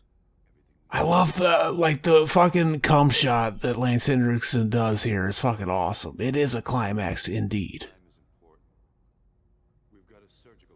What if he fucking shot a cum shot like the milk out of his mouth in the original? Or that wasn't him in the original. It's a different guy. It's a different guy. Playing the android. But in the second one, though, he shot a huge fucking load out of his mouth when he got stabbed by the queen, impaled by her tail. Yeah. And she was swinging him around, so... So what if his blood is white, but his cum is red? That'd be cool. That'd be dank. Lance Henriksen, man, he's been in a lot of cool shit. He's been in so much cool shit, actually. And yet, I think he's still kind of... He was at Whorehound. Yeah, he makes his rounds at those conventions, man. He's always at them. But it's weird because this guy's still kind of billed as a genre guy, character actor, almost like a B guy. But he's been in Terminator. He's been in Aliens. He's been a lot of stuff. Mm-hmm. His fucking knee, it just fucking exploded, dude. Why are they so angry? Why'd they shoot him? That wasn't nice. They don't care, man. Yeah, that's their problem. Fuck them. They just want the queen. Did you see Alien Covenant? Yeah. What did you think of it? I wasn't a huge fan. Yeah, it was a bit of a fuck up. I don't know. Mm-hmm. I only watched it in theaters though, and I have it on Blu-ray. It's one of those things where I bought it just because I'm a huge fan of the franchise. It's like I gotta complete it, you know. Yeah. Which is, that just makes me part of the problem, right? Yeah, it does. Look at his ear. He's been physically abused in the ear. I'm deaf. Who's Lance Henriksen? I missed it. Yeah, look, she hit him. He got hit with that pipe or whatever, and his ear's like falling off his head. It's like dangling. It's fucking weird looking. See? Owie. It looks like fucking Carlos from Freddy's Dead. Yeah. See, look at that. It's worse. It just fell down more, it looks like. Nice hearing from you, Carlos. Here it is. Jesus Christ pose. Right? It's a little bit more on the nose when you watch the assembly cut with all the religious undertones. But see, I would fuck that thing. Like, she might as well fuck it while she's falling. See, that wasn't too bad. No, but it was still, that looks like shit. It's Yeah, like Turtles 3. There's no splash. There's no splash like Turtles 3. It would fire splash, though. Oh, okay. I guess that's not the way it works. It was molten lava. So, this version especially, it's just kind of a dull movie. It's got some cool shit in it, right? Some of the effects are cool. There are pieces of good ideas. Exactly. And it's got some really good kills, like the guy falling into the fan you saw, and the kills are cool. I got no problem with that. I don't think there was a bad kill, really. I don't think. The kills are actually, this movie's actually the goriest. Like there's the most blood. I think there is. Like the first movie, there's hardly any, a lot of the kills are cutaways, you know what I mean? Or jump scares where he holds the hands out. It's all off atmosphere. This one's pretty gory. But yeah, I don't know, but it's just overall pretty dull, and I don't really know what you attribute that to the most. But when we do the assembly cut, I mean, I think you've seen the assembly cut, right? I can't remember. Mm-hmm. It definitely helps it, even though it's still over long. It is a better version, yeah. All right, so how does this end again on this one? End of transmission. So it's acting like they're closing out the trilogy. Her story's done. They did that thing where they're like, hey, we're closing the book, but not really. Give us a few years and we're going to make a sequel still. Mm-hmm. She actually was supposed to be killed in this movie, too. Like, I remember hearing that whenever they decided to bring her back as a clone, people were like, no, don't do it. I forget who it was against it. Yeah, it's stupid to undo stuff like that, but everybody shoot me, but I think overall, pound for pound, I can't say it's a better movie, but I enjoy Alien Resurrection more for a couple of reasons. It's not bleak. Like, it's very colorful in its own way, right? And it's got more action, and you do, even though they're really fucking stupid, you like the supporting cast more. Ron Perlman, the guy in the cripple chair, I mean, they're at least stupid, but you got Winona Ryder. She acts pretty wooden, but she's an android. We'll cut her some slack. And it shows her tits. Oh, and the little mutated. No, I don't think it does. No, it doesn't. No, it doesn't show Winona Ryder's boobs in it. But and the movie's just paced better. I don't remember how long it is, but if it happens to be 2 hours, man, it goes by so much faster in this movie. I don't hate bleak movies. Like, maybe it's just like because it's so slow and it's bleak. Maybe that's just a bad combination. I don't know. But I actually I would like to do a commentary of Alien Resurrection. Like, are you super familiar with that one? I've seen that one once. Okay. You should watch. It's very a product of it's very 1997. I thought it was made in the early 2000s. No, Alien Resurrection was 97. You're thinking Alien versus Predator was made in like 2003, maybe 2004. I was thinking it was Resurrection. I guess I'm wrong. No, Resurrection's 97. But I don't hate it. Like I said, I think it's actually kind of a fun movie. When I watch a movie like Alien Resurrection, I just sort of take it like it's a fanfic. I don't want to take it too seriously. It's like I'm watching a live action adaptation of one of those comic books that they make off of a film franchise. Mm-hmm. Like the Alien, this Terminator comic books, right? I don't really take them fucking seriously. Alien comic books, it's just like watching a live action version one of those. It's fun. I'm not going to put too much stock into it. And I do overall think it's the better movie, even though it's not as dark in tone. It's kind of corny and lighthearted. But yeah. Mm-hmm. Whew. Oh. So what's your final thoughts of this version? Final sentence, final statement. Like, where do you rate this version as far as on a 1 to 10 scale? And what do you see the main thing being wrong with it? And what do you think being the main thing it has going for it? On a 1 to 10 scale, probably like a 3. That low? Okay. Probably. Okay. And I just think it's too foggy and slow, and the characters aren't interesting enough for me. Yeah. You said that like Mitch Hedberg, by the way. They're not interesting enough for me. Exactly. That's who I model my whole fucking life around. So how does it get the 3 points you gave it? What earned it that? The kills, the fucking the alien itself. It's a cool design, and that's about it. That was enough.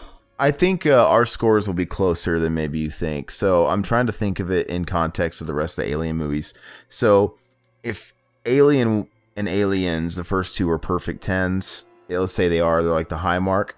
And if I consider the assembly cut of this to be better, like honestly, we'll talk about it more after we watch it. But the assembly cut, I could say gets maybe a 6, right? Like I said, it's just a nudge over that okay point, but it's not a great movie at all.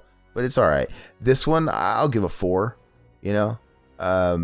I'd probably, from what I remember, I'd give the assembly cut probably a 5. So we're like just one off.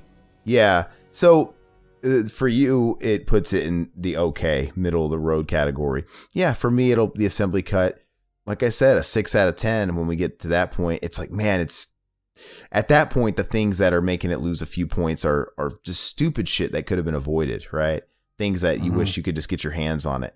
But anyway, it's weird. I've seen worse movies.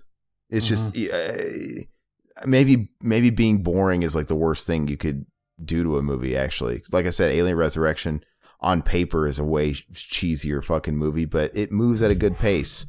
It's like at the end of the day, which one do I have more fun with, I guess. But we're going to get into that one next, so stay tuned for that one. Check them both out. Leave comments on what you think of the theatrical cut, and once we have the assembly cut ready for you guys, leave comments on that one. Let's build a dialogue on this, and I wish Josh James could have been involved. Maybe Josh will want to come on. Well, Josh and I had the idea to do this kind of thing for Hellraiser too. And I want to do, after we're done doing this, I'd like to move on and try and do Hellraiser 1 and 2. Yeah. And then have a podcast like talking to Josh about it, because those two movies are very polarizing to each other, in my opinion. Some people love to. I think some people don't like it, like me. And I would love to do that next. But maybe Josh will want to come in and do a chat about this, or I don't know, maybe we'll brush over when we do Hellraiser. But anyway, if you guys are on YouTube, please comment, like, subscribe, click the notification bell. And if you're only on YouTube, please know we are on podcast formats like Apple Podcasts, we're on Stitcher, we're on Google Play. All you got to do is click the link in the information of the YouTube video. If you haven't already, head on over there. They typically go up earlier. They're the better versions. There's a lot more audio we get away with, a lot more sound bites we get away with over there. And not to mention on YouTube, you can just find, on iTunes and Stitcher or whatnot, you can subscribe to the Revival House feed. You can get your Mac and Zach fix. You can get your Deep End fix, and you can get your BTM fix all in one place, or subscribe to them individually. But even if you just like YouTube, maybe go over there and just leave us a 5-star rating and a review, because that'll help us out a lot. And then you can come back over here on YouTube for all we care. It's all good too. Exactly. You can find all those fucking links in the description, babe. Another thing, though, too, is like Zach puts up every single Friday, he uploads a Revival Classic. And those are cool, man, because some of those, are older, and, they sort of get thrown in the faces of people that maybe weren't listening to us back then when those were recorded. And what was the episode that just went up this week? It was fucking, I forgot. You forgot. I forgot. Well, look it up real quick. Yeah, you can't remember? I really can't. I'm going to look it up, man, because you're slow. I am. I'm fucking retarded. So, Zach, he put up Son-in-Law. Son-in-Law. That's a good one, too. That's a real good one. We need to start digging back, and are you ever going to go back into the archives and put some of the really old episodes? Mm-hmm. Oh, man, those are good. Because a lot of those... The thing is there comes a point where they weren't on YouTube, right? Like the pre-YouTube podcasts. Oh, so you want me to go even for, I don't know. Like, should we? I don't really want to do the maybe like the reviews and shit, like the like just out of nowhere put a Corey G episode on. Maybe not. Maybe not. Just stick with the podcast. They'll just think it's me. Just stick with the podcast for now. To keep doing what you're doing. But yeah, anyway, that's all we got. Thank you guys for listening. Thank you for subscribing, and thank you guys for coming back for more. And Zach, I guess go over to Mac and Zach and listen to his Doll Man versus Demonic Toys. It's really easy to listen to because it's only like an hour long. You can watch it with the movie if you watch it on YouTube. Yeah, so check them out, give them a sub, and like I said, check out all our other content, and we'll check you guys later. Bye bye, puppets.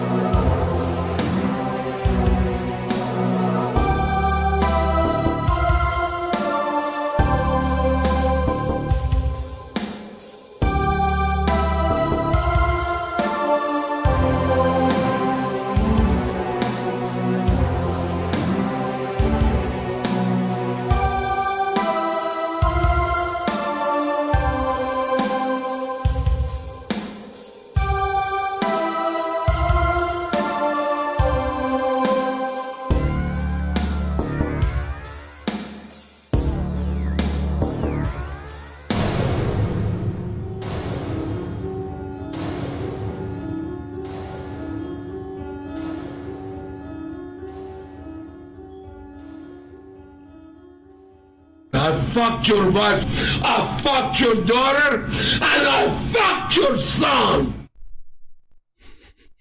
Okay.